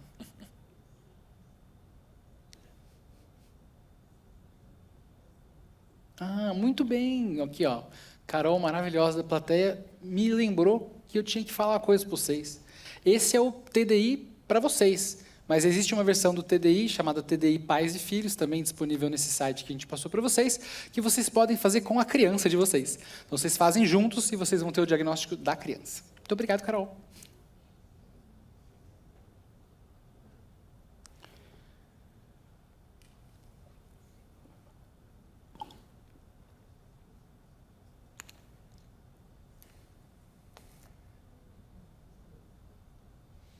Vamos dar mais um minutinho só. Quando chegar no 4 ali, a gente...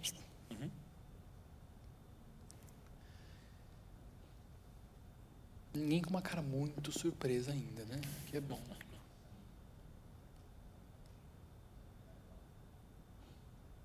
Você sabe quando o negócio ficou sério, quando a pessoa tira o óculos e coloca de novo. Deixa eu ver o que ele está falando aqui. Olha lá. Ó, musiquinha de suspense. Mais 30 segundinhos.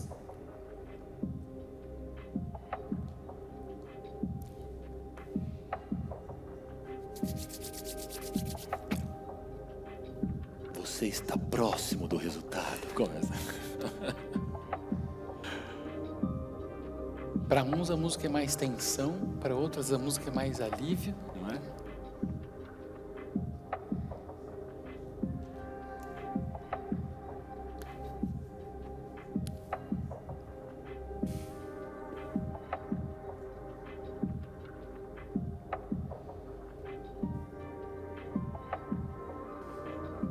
Foi? E é isso. Beleza, pessoal. Oi? Acho que são ou 12 ou 14. Não, mas tá acabando, gente. Calma. Calma. Calma. A gente espera mais, a gente espera então. A gente espera mais, não tem problema. Gostei da comoção. Quer dizer que todo mundo tá fazendo, né? Fiquei feliz.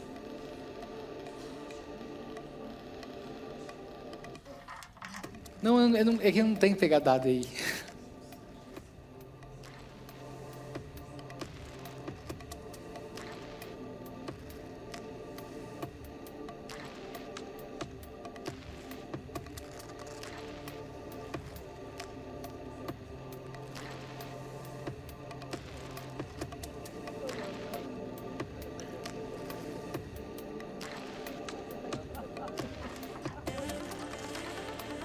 Quem terminou, levanta a mão. Boa, temos mais da metade que terminou. Se não terminou, tá tudo bem, continua fazendo, né, devagarinho, e também vai ficar disponível para quando vocês precisarem do teste. E a gente vai entrar agora no workshop que quem sabe faz ao vivo, como diria Fausto Silva, né? Não. Pessoal, a ideia aqui, depois da palestra, é realmente trazer momentos para ensinar vocês, dar reflexões para vocês, gerar ferramentas para que vocês comecem a fazer um uso mais consciente da tecnologia. E a primeira coisa é, isso não é uma dieta, isso não é um detox. Né? Detox, assim como dieta, você desintoxica, mas você depois volta ao seu velho hábito. Então, o que a gente quer fazer aqui com vocês é mostrar hábitos que podem ser incorporados na rotina de vocês para que vocês tenham um uso mais consciente. E a primeira coisa é falar sobre higiene digital. Né? A primeira coisa que eu falei lá no começo, que eu acho que vocês precisam repetir para vocês mesmos, celular não é um descanso. Né? Celular, na verdade, é um entretenimento. E como todo entretenimento da minha vida, eu preciso determinar quanto tempo eu vou utilizar. Por ser um entretenimento fragmentado, é mais difícil eu ter controle. Porque eu uso 15 minutos aqui, 5 ali, 2 horas no banheiro, e aí você vai fragmentando o uso, você não sabe quando você usa. Por isso, existem ferramentas que a gente vai mostrar aqui para vocês, para que vocês possam ter esse controle. Então, celular não é descanso. Segunda coisa, vocês aprenderam hoje sobre a indústria da atenção. Então, se o aplicativo ele é do jeito que ele é porque ele quer o seu tempo. Então, se vocês não pagam, vocês são o produto. Para a gente regulamentar e melhorar o nosso uso, fazer um uso mais consciente, a gente fala sobre higiene digital. Basicamente, estabelecer limites de tempo de uso de tela. Ter um consumo mais consciente da informação, fazer limpezas digitais regulares, criar zonas livres de tecnologia e desativar tipos de notificação ou interruptores de atenção. Vamos mais um. E aí, quando eu falo de criar zonas livres de tecnologia, como a gente começa? A primeira coisa, quem usa agenda no trabalho aqui? Quem usa agenda em casa? O que vocês gostam mais do trabalho que casa? Gente, a gente precisa criar disciplina. Né? E essa agenda ela precisa ser colocada para a família. Vocês precisam criar isso em família. Né? Então, o horário de comer é horário de comer. Eu não estou fazendo outra coisa. O horário de entretenimento conjunto é horário de entretenimento conjunto. Eu não estou fazendo outra coisa. O horário de ler é horário de ler. Então, isso é a primeira ferramenta poderosa que a gente pode ensinar para os nossos filhos, para que eles tenham uma higiene digital melhor. Eu tenho que ter compromisso comigo mesmo. E aí o importante quando a gente fala em higiene digital, quando a gente fala criar para os nossos filhos, não é vir estabelecer a cartilha da criança ou do adolescente. É chamar a família para discutir a agenda junto. Né? Então, a gente consegue ter atitudes simples como o horário de passear com o cachorro, porque senão você vai estar na tela. Você vai passar desapercebido. Pô, vamos criar um horário. Chego da escola, 3h30, sei lá, das 4h30 às 5 horas eu vou andar com o cachorro. Então, você está andando, está no finalzinho de tarde, bonitinho lá. Então, cria essa agenda. Pô, consigo criar uma agenda digital e compartilhada na família? Pô, ensina o pessoal como é que cria. Ou não, simples assim, como na geladeira, como a gente fazia antigamente lá. Na porta do quarto da criança, na parede. Exato, mas convida ela para criar a agenda com vocês. Criar disciplina é a principal ferramenta que você tem contra a falta do que fazer. Hoje, quando você tem falta do que fazer, a primeira coisa que você faz é navegar, é rolar tela. Então, se você cria uma agenda de obrigações, deveres e direitos, você ensina a criança a ser mais disciplinada. Consequentemente, a motivação sobe ao longo do tempo. Mais um. E aí, a primeira coisa que a gente fala quando a gente fala de zona livre de tecnologia, vocês deveriam fazer o quarto de vocês ser tech-free. Não ter TV no quarto. Aí a pessoa pode virar para mim e falar, não, mas eu gosto de ver um filme para dormir. A gente já falou sobre isso, né? É que isso aí não necessariamente é científico, né? Está te atrapalhando. Você pode até se distrair pegando no sono, mas o seu sono não vai ter qualidade. E aí, cara, volta uma coisa muito importante para o seu quarto, o abajur e um livro. O momento mais propício para você começar a ler é quando você vai adormecer. Você já está 2 horas sem tela ali, quando você deita na cama, começa a folhear um livro. Você vai ver que vai ficar mais interessante e o seu sono provavelmente vai ficar muito melhor. E você começa a dar o exemplo para os seus filhos dentro de casa. Exatamente. E aí, celular carregando no quarto? Nunca mais. A ideia é que a gente não tenha nem o celular carregando no quarto. Outro ambiente bom para a gente tirar a tela. Não sei de nenhum modelo de celular que come. Antigamente, teve uma pessoa que me falou numa palestra que tinha o Tamagotchi. Mas não era comida de verdade, eu tive que argumentar ainda. Mas o grande ponto é, o celular ele não precisa, né, ser alimentado. E, consequentemente, você não precisa sujar o celular de maionese. Gente, vamos deixar o celular fora para sentir o sabor do alimento, para trocar ideia em família, para olhar o que a nossa família gosta, para entender qual que é a necessidade do meu corpo. Se eu tenho o celular na mesa, existem pesquisas que mostram que eu sou muito mais distraído. Só do celular estar lá e desligado. Se ele está na mesa, eu estou mais distraído. Então, vamos tirar o celular da mesa, né, e criar um momento sem telas na mesa. Seguindo, quem nunca contou azulejo, gente? Esse eu gosto. Eu contava azulejo com força e fazia essa brincadeirazinha aí também. Ó. Brincadeiras à parte, quando você leva o celular para o banheiro, gente, é que você leva um monte de coisa do banheiro de volta com você. Ai, né? Bruno, e tem gente que vai no banheiro, usa o celular, volta para casa e bota do lado do prato de comida ali, né, na janta. Super limpo. Eu senti uma indignação, mas boa parte faz, né? É isso.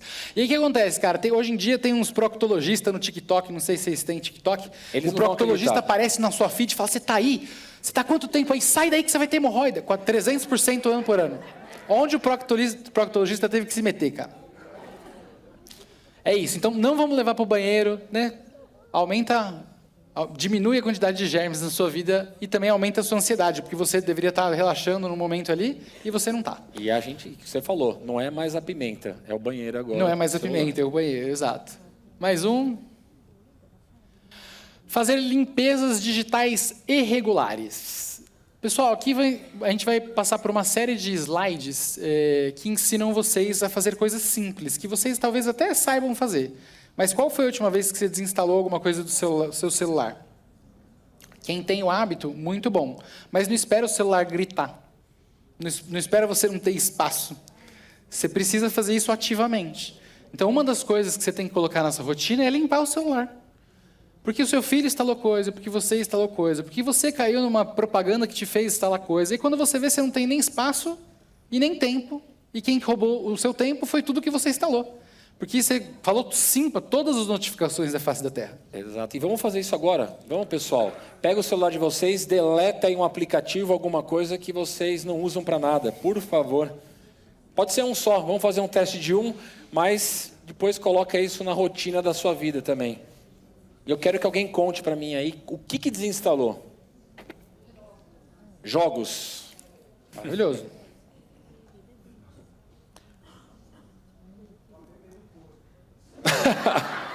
Esse não.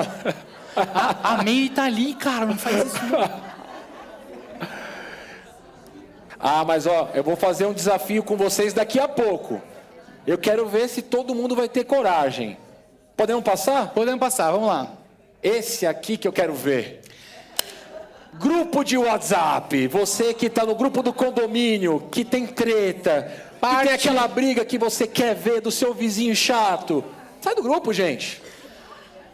Sai do grupo. Eu saí de todos. Na primeira palestra em Valinhos, eu tive uma pergunta legal sobre isso. Mas o que eu tenho que falar para sair do grupo? Qual a etiqueta? Qual que é a etiqueta para sair do grupo? Sai de madrugada. Tem até estratégia ali, ó. Sai de madrugada. Mas por que você estava até de madrugada no telefone? Você não devia estar dormindo, não? Gente. A etiqueta é o seguinte: eu ligo pro meu tempo. Eu não quero saber disso, não me importa. Se for o grupo do condomínio, melhor, porque só tem picuinha, gente. Se você não vai adicionar, se não vai adicionar na sua vida, se você realmente não precisa gastar o seu tempo ali, não deixe isso consumir o seu tempo. Meu grupo do condomínio tinha uma tiazinha que era muito engraçada. Ela era de Moçambique, eu ficava imitando ela, de tanto que eu acessava o grupo do WhatsApp.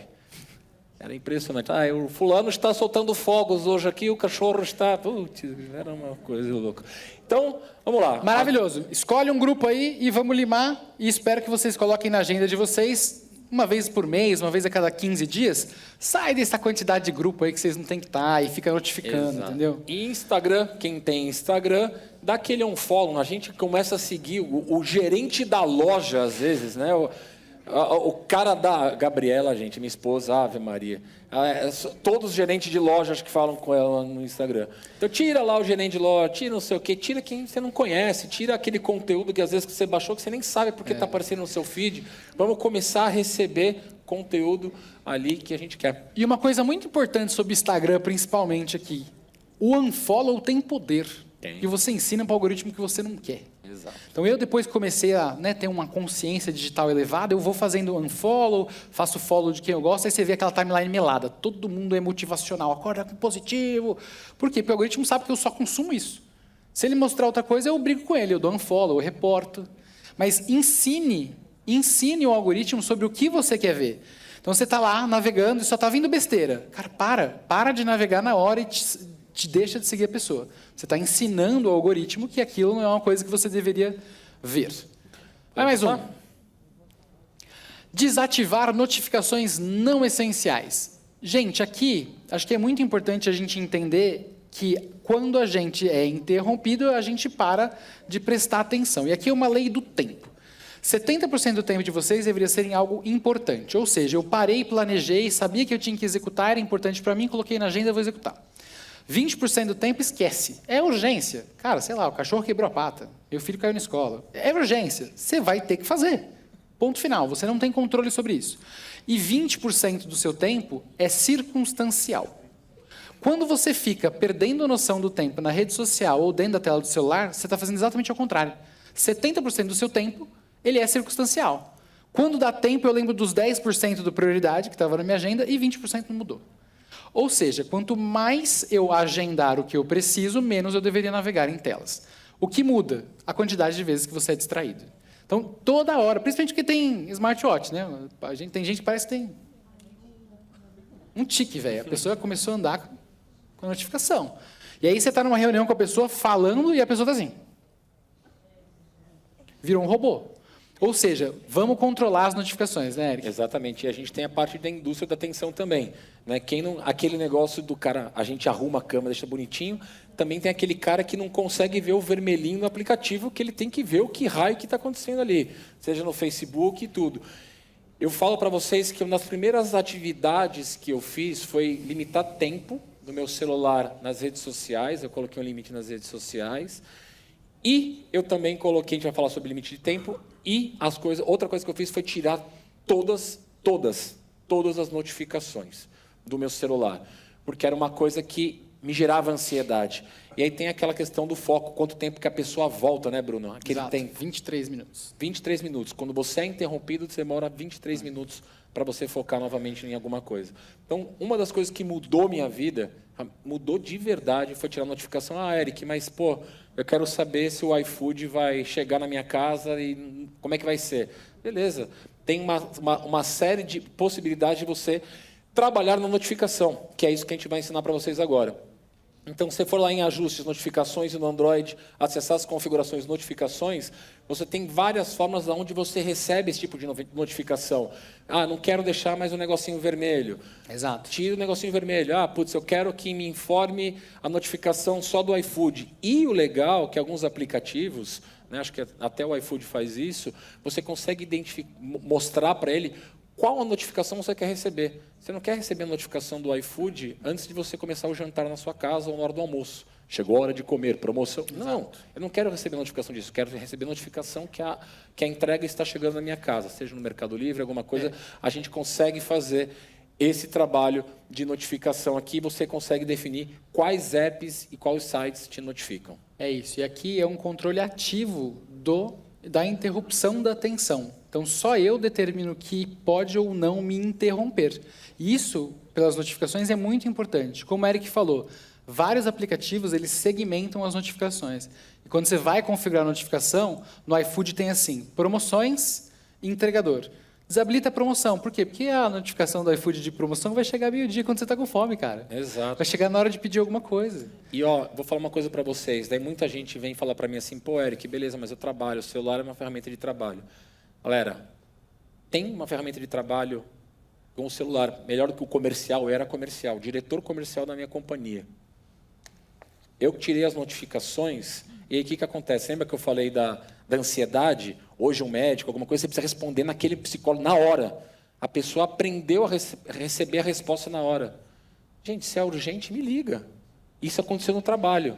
Putz, falar com o Eric, putz, eu preciso ligar para ele. Por quê? Porque ele não vê o raio do celular mais. Preciso falar com o Eric? Calma, é urgente? Porque eu vou ter que ligar. Não é urgente, nem mando. Olha que incrível. E o pessoal começou a mandar assim, cara, quando você puder, você me liga. Por quê? Eu tenho os horários, aí é que é a questão da agenda. Putz, eu vou ver meu WhatsApp antes de começar a trabalhar, estou focado, vou focar nele. Se você não usa a tecnologia direito, a tecnologia te usa. Muitos de vocês usaram MSN. Quem aqui tremeu a tela do amiguinho? Bastante gente, né? Tremeu a tela do amiguinho. Essa foi a primeira vez na história da computação que a gente roubou o tempo de alguém. E é verdade. A gente agora tem a indústria incrível, né? 2020, como o Eric falou pra gente, chegou uma tal de mensagem instantânea. A mensagem instantânea. Eu mando, ela chega. Mas ninguém falou com a gente que a nossa atenção não era instantânea. E aí gerou essa ansiedade, né? Porque a mensagem já chegou, eu preciso responder. Quem disse, cara? O que você está fazendo? É mais importante do teor da mensagem? Você não tem que parar. Né? E aí é exatamente o que o Eric falou. Pô, diretor comercial da sua própria empresa começou a educar as pessoas como se comunicar. Hoje é tudo um toma lá da cá, né? Porque assim, eu quero tirar do meu colo, eu mando mensagem. E aí a gente vê bastante em empresa isso, né? Quando a gente vai falar de chefe mandou mensagem depois do horário. Aí o funcionário novo entrou, recebeu uma mensagem 18h15 do chefe. Funcionário novo. Viu 7 horas, mandou 7 horas. Não, chefe, não sei o que lá. O chefe foi, jantou com a família, não sei o que lá. 9h15 o chefe vai lá e, porra, vai ficar, não vai ficar no meu colo. No meu colo não vai ficar, vou responder. Aí responde. Respondeu. Cara, no meio da série, porra, vou fazer o que meu chefe falou aqui. 11h15 responde. O chefe já com o celular do lado dele, notificou, tocou. Pô, o cara me respondeu 11h15, não vou dormir com isso não. Responde de volta. E o pior é aquela mensagem, tipo, precisamos falar amanhã, ou tipo, cara, tem um assunto muito importante para falar com você, mas depois eu te conto. É isso. E quando você olha o morrer, teor né? da mensagem, então que nem aconteceu? veja. Por isso que notifica esse raio, para antes de dormir eu recebi... Não. E Não o pode. teor da mensagem normalmente é assim, a gente tinha que fazer uma apresentação para 5 dias. Gente, você está trocando o amanhã por hoje. Vamos começar a usar de uma maneira mais consciente? É isso, agora a gente vai falar sobre consumo consciente de informação. E aí a gente tem uma dica muito legal, assim, cara. Quando eu falo que o quarto tem que ser tech-free, é de verdade, não deveria ter nenhuma tecnologia no seu quarto. Você deveria ter o seu quarto como um templo de descanso. Quantos aqui usam o despertador do celular? Cara, eu senti a ola agora. Foi incrível. Mas posso falar uma coisa para vocês? Esse é o principal erro de todo mundo. Porque você dá a oportunidade de ser distraído no momento mais importante do seu dia, que é acordar. Quantos de vocês já se pegaram rolando tela depois que viram o despertador?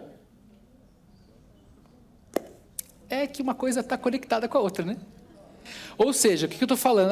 Vamos ter que voltar para o despertador mais antiguinho. De verdade, ele tem um papel fundamental na nossa vida, para a gente ter uma vida de qualidade. Mas não quero usar. Usa o smartwatch. Né? O smartwatch tem uma das funcionalidades mais importantes que ninguém usa, que é o alarme. A pessoa fica tremendo o braço e não usa o alarme do smartwatch. Então, falando isso por quê? Porque o despertador mais importante da vida de vocês não é de manhã. O despertador mais importante da vida de vocês é o de ir para a cama. É o despertador que determina quando acaba o meu dia e eu não vou ser mais produtivo. Quando acaba o dia e eu realmente preciso me resguardar, descansar, escutar o meu corpo, né? E determinar que não tem mais o que eu possa fazer naquele dia, senão eu estou comprometendo o dia seguinte. Então, o despertador mais importante da vida de vocês é o de dormir, não de acordar. A partir do momento que você ficar 2 horas sem tela e ir dormir no mesmo horário, a ciência garante que você vai acordar no mesmo horário sem despertador. E, gente, aí a tecnologia começa a ajudar a gente em que sentido? Por exemplo, esse anelzinho que eu estou usando aqui, já me perguntaram se era anel de coco. Não é daqui antigamente que eu usava anel de coco. Esse aqui é um anel... deixa eu ver se engordei um pouquinho aqui. É um anel, totalmente digital. Ele consegue... A Samsung tem, esse aqui é um pouquinho mais velho que o da Samsung da Aura, que ele consegue saber medir tudo o que acontece comigo no meu dia, no meu esporte e principalmente no sono. Então, eu começo a ter minha cadeia de hora que eu acordei, como que foi meu sono, se eu acordei ou não, se eu fui no sono REM, se eu fui no sono profundo, que nota que eu tive de sono. É aquilo que o Bruno falou, como ele é triatleta. Eu preciso ter uma noite boa para fazer esporte no dia seguinte. Ele mostra o nível de estresse para mim. Eu consigo ter um comprimento do nível de estresse desde... Eu comprei esse anel em julho do ano passado. Desde julho do ano passado. E uma coisa muito legal que eu notei foi que quando eu tirei as notificações, meu nível de estresse ele abaixou. Olha que legal. Por quê? Porque eu já vinha fazendo esse nível de acompanhamento. Eu também usava muito celular naquela época, no ano passado. Então, ele mede tudo, principalmente a nossa qualidade de sono. Então, é nesses pontos que a tecnologia ajuda a gente. Então, e aí, aqui é o que é foco, aí né? a gente está falando de foco. Então, o celular ele tem diversos modos, né? Se você for nas configurações, você consegue determinar e criar um modo com a sua cara. Então, por exemplo, quero focar. No modo foco, ele fala quais aplicativos podem te notificar, se ele vai emitir som ou não, se ele vai emitir vibração ou não. Você configura. Quando eu estiver em modo foco, o que pode acontecer no meu aparelho? Todos os aparelhos têm o modo foco que pode ser customizado. E antes da gente entrar no modo sono, eu quero mostrar isso aqui. Isso aqui que é um saquinho, né? Não, não é um saquinho, é meu saquinho que eu guardo o celular. Isso aqui comprei na China, tá? Quem quiser tem lá. Na China. É bem simples. Coloca o celular aqui. Muita gente fala, pô, você quer fazer alguma coisa, eu vou lá, pego e ligo. Eu não preciso ficar vendo notificação, não preciso ficar vendo o que está acontecendo comigo aqui. Então, aquela ligação que você recebe. Então, eu vou lá num restaurante, igual a gente estava ontem, a gente foi jantar. Vamos em família jantar, coloco o celular e esqueço que ele existe. Vou pegar ele para ligar, vou lá, pego e ligo. Então, ele não aparece aquela luz e não vibra durante a mesa, por exemplo, caso você vai colocar na mesa ou com os amigos. E esse aqui é o mais legal, gente. Quem acha? Quem sabe o que é isso aqui? Alguém quer chutar? Isso aqui é uma prisão de celular. A gente precisa de um voluntário até o fim da palestra. Prisão de celular. Eu pego o celular, preciso ter foco. Ah, mas se minha mãe é velhinha, ela vai me ligar. Você consegue atender. Tira a capinha aqui e se atende. Coloco o celular aqui dentro, travo, e vou colocar aqui, olha lá, 5, 10 minutos, 15, 20 minutos, e seguro aqui, 20 minutos. Isso, dá para as crianças. Dá o celular, moleque, vai estudar. Ai, não travou. Agora travou. Aí, travou. Não abre mais. Ou você quer ter foco, né? Então... Você viu que você colocou 4 horas, né? É 4? Pô, não é não. Boa. E aí, existem diversas artimanhas para você começar. Eu acredito que quando você evolui no pensamento, na conscientização, você não precisa, talvez, de uma capinha. Exato. Mas essa é uma ótima maneira de você começar. Porque você vai ter abstinência. E você vai ter que sentir ela e criar algum mecanismo que te faça resistir à abstinência. Chegando no finzinho, tem um outro modo do celular, que é o modo sono. Ah, eu não consigo desconectar do celular, mas o modo sono te ajuda, porque ele diminui a quantidade de incidência de luz azul e deixa o seu celular desinteressante, porque ele fica inteiro cinza. Aí você vai ver um vídeo, é tudo cinza, parece que você está vendo uma TV de 940. Aí você perde interesse e vai fazer outra coisa. Certo? E, enfim, todo celular tem modo sono. Indo para o final, mas não menos importante, a gente falou da quantidade de tempo de tela que vocês conferiram aí no começo da palestra, certo? Naquela mesma tela tem uma outra ferramenta muito importante, que é o limite de tempo por aplicativo. Então, cara, se hoje você descobriu que você usa 6 horas de tela, 4 horas de Instagram, e você quer mudar essa realidade, coloca um timer por aplicativo. Fala que você só vai poder usar o Instagram 3 horas por dia. Não faz que nem o Eric, que foi 15 minutos aí, quase surtou no começo, né? É verdade. No começo eu botei 15 minutos, foi difícil. E o mais legal, gente, é o seguinte. Aqui a gente fala de, normalmente, o consumo com propósito, propositivo. Né? Isso aqui até é um print da minha tela, essa da direita. Essa aqui não era, mas essa aqui é da minha tela, Eric Mello. Você vê que o WhatsApp, ele é bastante, que o WhatsApp eu trabalho bastante com ele, então você consegue ter indício. Antigamente o Instagram era primeiro, com certeza, mas também tem uma ampulheta ali do lado do Instagram, eu coloquei lá, acho que 1 hora no Instagram por dia. Eu tenho Fórmula 1 TV, Latam, sou louco das milhas, né? Então tem tudo ali. Mas o que é legal é o seguinte, eu tô para embarcar no avião, cheguei mais cedo no aeroporto, vou ficar 3 horas. Você vai chegar, beleza, pessoal, tudo bom? Eu sou o Eric Mello aqui. Você vai chegar na sala de embarque cumprimentando todo mundo. Quero ficar no celular? Fica no celular. Não tem problema. Né? Fica no celular. O WhatsApp, o Instagram, ele vai aparecer, você quer mais 15 minutos, mais 1 hora ou liberar o dia todo? Quando der o limite, ele vai perguntar isso para você. Isso serve mais para o quê? Para você começar a ter consciência. Em momentos que você pode usar mais, em momentos que você realmente não precisa. E, normalmente, os momentos que não precisa, que você vai ser impactado. Tá, pessoal? Você precisa usar de maneira consciente e propositiva. Se você fizer de maneira consciente e propositiva, não tem problema você usar tecnologia.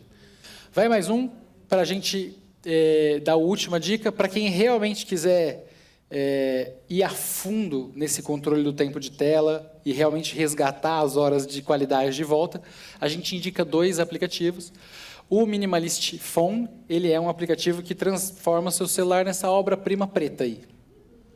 Porque você não tem luz nenhuma que te distraia, nenhum aplicativo com cor que te distraia, nenhum gesto que você possa fazer no telefone que te vicie. Então, ele transforma o seu telefone numa peça simplesmente propositiva. Se você pega, você tem que saber o que você vai fazer ali, porque nada te atrai. Então, é um projeto bem legal, tem vários estudos científicos sobre deixar o celular assim. E o segundo, para quem quer realmente controlar à risca o tempo de uso de tela, multitelas, a gente indica o Stay Free. O Stay Free é um aplicativo que mostra entre telas o seu consumo. TV, computador de trabalho, computador pessoal, celular, e aí você consegue entender aonde tem maior escape de tempo. E, para finalizar aqui, aquilo que eu prometi para vocês, o controle parental. Né? Quando a gente entra em controle parental, a gente tem uma série de funcionalidades ali. Aqui a gente está colocando as principais, que seja bloquear conteúdo, tempo de tela, localização de GPS. Então, para o meu filho adolescente, eu não quero que ele vá num baile funk, sei lá, você consegue acompanhar para ver onde que ele está. Monitoramento de comunicação, relatório de uso e proteção contra a desinstalação. Esse é um dos pontos que os pais perguntam bastante para a gente. Pô, mas meu filho pode burlar. Não. Esses aplicativos, principalmente os apps de mercado, você não consegue burlar. Ele é contra a desinstalação, ele não pode ser removido. E aqui eu trago uma lista enorme de tudo que a gente analisou. Vou falar rapidinho para vocês entenderem ponto a ponto o que é. Então, plataformas que são suportadas, bloqueio de aplicativos, bloqueio de sites e URLs, filtragem de conteúdo web, monitoramento de tempo de tela, definição de limite de tempo de tela, programação de tempo, relatório de atividade, rastreamento de localização, alerta de localização, monitoramento de redes sociais, monitoramento de mensagens SMS, monitoramento de chamadas, alertas de conteúdo suspeito, controle de jogos, pausa na internet, visibilidade histórico, desinstalação protegida, suporte remoto, e a gente fala um pouquinho sobre se é um plano gratuito, se é preço ou não, se é fácil de usar, visibilidade de vídeos no YouTube e no TikTok e bloqueio de conteúdo adulto. Esses aqui, vocês podem ver que é basicamente o que vem nativo, que vem já no celular aí de vocês, seja iPhone ou seja Android. A gente fez essa análise. E depois a gente fez análise também dos aplicativos de mercado. Eu vou deixar um tempinho aqui, a gente vai mandar essa matéria para vocês, mas quem quiser tirar uma foto, pode tirar, que a gente fala ponto a ponto o que cada um tem de melhor, o que cada um entrega, o que não entrega, para no final, né, a gente fez uma pesquisa aqui qualitativa, exatamente colocando alguns pontos, alguns pesos em algumas respostas, sim ou não, que cada um entrega, e a gente tem um resultado aqui. Gente, a gente não conhece ninguém desses caras aqui, né? A gente não está ganhando nada, a gente só fez uma análise realmente para trazer para vocês o que cada um entrega. Ah, pô, mas eu uso o custódio, bar... Gente, é entender o que é melhor para vocês, o que funciona melhor para cada família. E lembrando, galera, lá, por exemplo, na minha casa não tem controle parental. Pô, mas você dá aula, você dá uma palestra sobre isso? Sim. Mas, como eu falei para vocês, eu consigo através de conversa. E é o tempo que a gente está realmente e entrega com os nossos filhos. O tempo que você está com ele ali no dia a dia. E são coisas muito simples que a gente consegue fazer. Aqui, a Adriana, estava conversando aqui com a Adriana, com os Onodas aqui, os irmãos. Eles foram viajar no final de semana, ela passou num negócio de construção, comprou 5 metros de corda, as crianças morreram de pular lá, ficaram com cãibra de noite, mas dormiram. Né? Ficaram brincando de quê? De pular corda. São coisas simples. Quando você vai fazer, por exemplo, um almoço ou um jantar, chama o seu filho para fazer junto. A Gabriela, minha esposa, estava viajando, ela passou uma semana fora num curso, E aí, minhas crianças estavam em casa, papai cuidando delas, fiz um monte de atividade, final de semana, sem tela total. Aí, dia de semana, já mais difícil, tendo que trabalhar. Falei, gente, vamos fazer o seguinte, vamos fazer um cartaz para a mamãe. Para quando ela chegar no aeroporto, a gente colocar um cartaz para ela. Comprei lá 4, 5 cartolinas, compramos adesivinho, não sei o quê. Ficaram lá 3, 4 horas desenhando cartolina para a mamãe quando chegasse. E aí você cria aquele o quê? Sentimento de entrega. Mamãe, cheguei. Né? Então, acho que são coisas muito simples que a gente não percebe e que a gente consegue mudar. Né? Hoje, com o colégio, né, com a lei que proíbe o uso do celular nos colégios, está voltando muita atividade, muito jogo de tabuleiro. As crianças estão vindo para os pais e falam, papai, sabe jogar truco? Eu falei, filho, Agora você chegou na minha área. agora você está falando a minha língua, moleque. Né? Então, isso é muito legal. Como jogar uma tranca, uma canastra, tá junto. Então, quando a gente fala em tempo, eu quero que vocês agora peguem aquele papelzinho que vocês anotaram lá no começo da palestra, tá? Para lembrar quanto tempo de tela vocês ficam no celular. Então, pega essa anotação que a gente tem uma surpresa para vocês. Tempo é uma coisa, né, que só vai para frente. A gente não consegue voltar atrás. Então, a gente, realmente, como o Bruno falou, a gente não consegue emprestar tempo para as pessoas. O tempo que foi, já foi. E como que, a partir de uma palestra dessa que a gente tem hoje, como que a gente consegue conscientizar o uso do nosso tempo? De quanto tempo a gente está perdendo na nossa vida? E aqui a gente tem um comparativo de tempo de tela versus anos perdidos da vida de vocês. Então, a expectativa média do brasileiro aqui é de 76 anos. Né? Então, a gente pegou a linha base da expectativa de vida do brasileiro e fez um trabalho em cima disso, de quantas horas você passa no celular. Então, se você passa 8 horas a mais, você vai perder 12 anos da sua vida.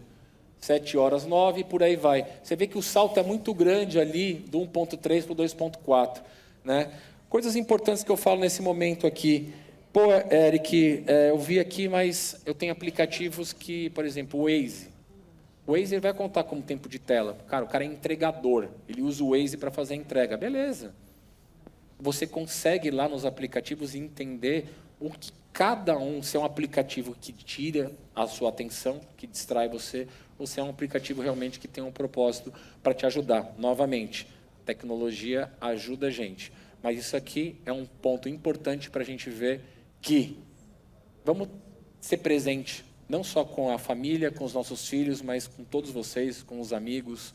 Né? Vamos ter uma entrega realmente de verdade. E aí a gente fez um videozinho de um poema do Mário Quintana, que a gente vai passar agora. Não sei se o áudio já está beleza, vou passar aqui para o próximo slide, que é esse videozinho.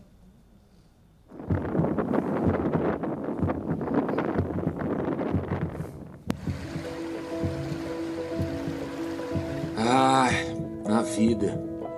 A vida é um dos deveres que nós trouxemos para fazer em casa. Quando se vê, já são 6 horas. Quando se vê, já é sexta-feira. Quando se vê, já terminou o ano. Quando se vê, perdemos o amor da nossa vida. E quando se vê, sim, passaram-se 50 anos. Agora é tarde. Tarde demais para ser reprovado. Se me fosse dado um dia, só um dia, uma outra oportunidade, eu nem olhava o relógio. Eu não olhava. Seguiria sempre em frente, iria jogando pelo caminho a casca dourada e inútil das horas. E tem mais. Não deixe de fazer algo que você gosta devido à falta de tempo. Pois a única falta que terá será desse tempo, que não voltará mais. A vida não está no modo avião. Desliga o celular. Vai curtir a vida.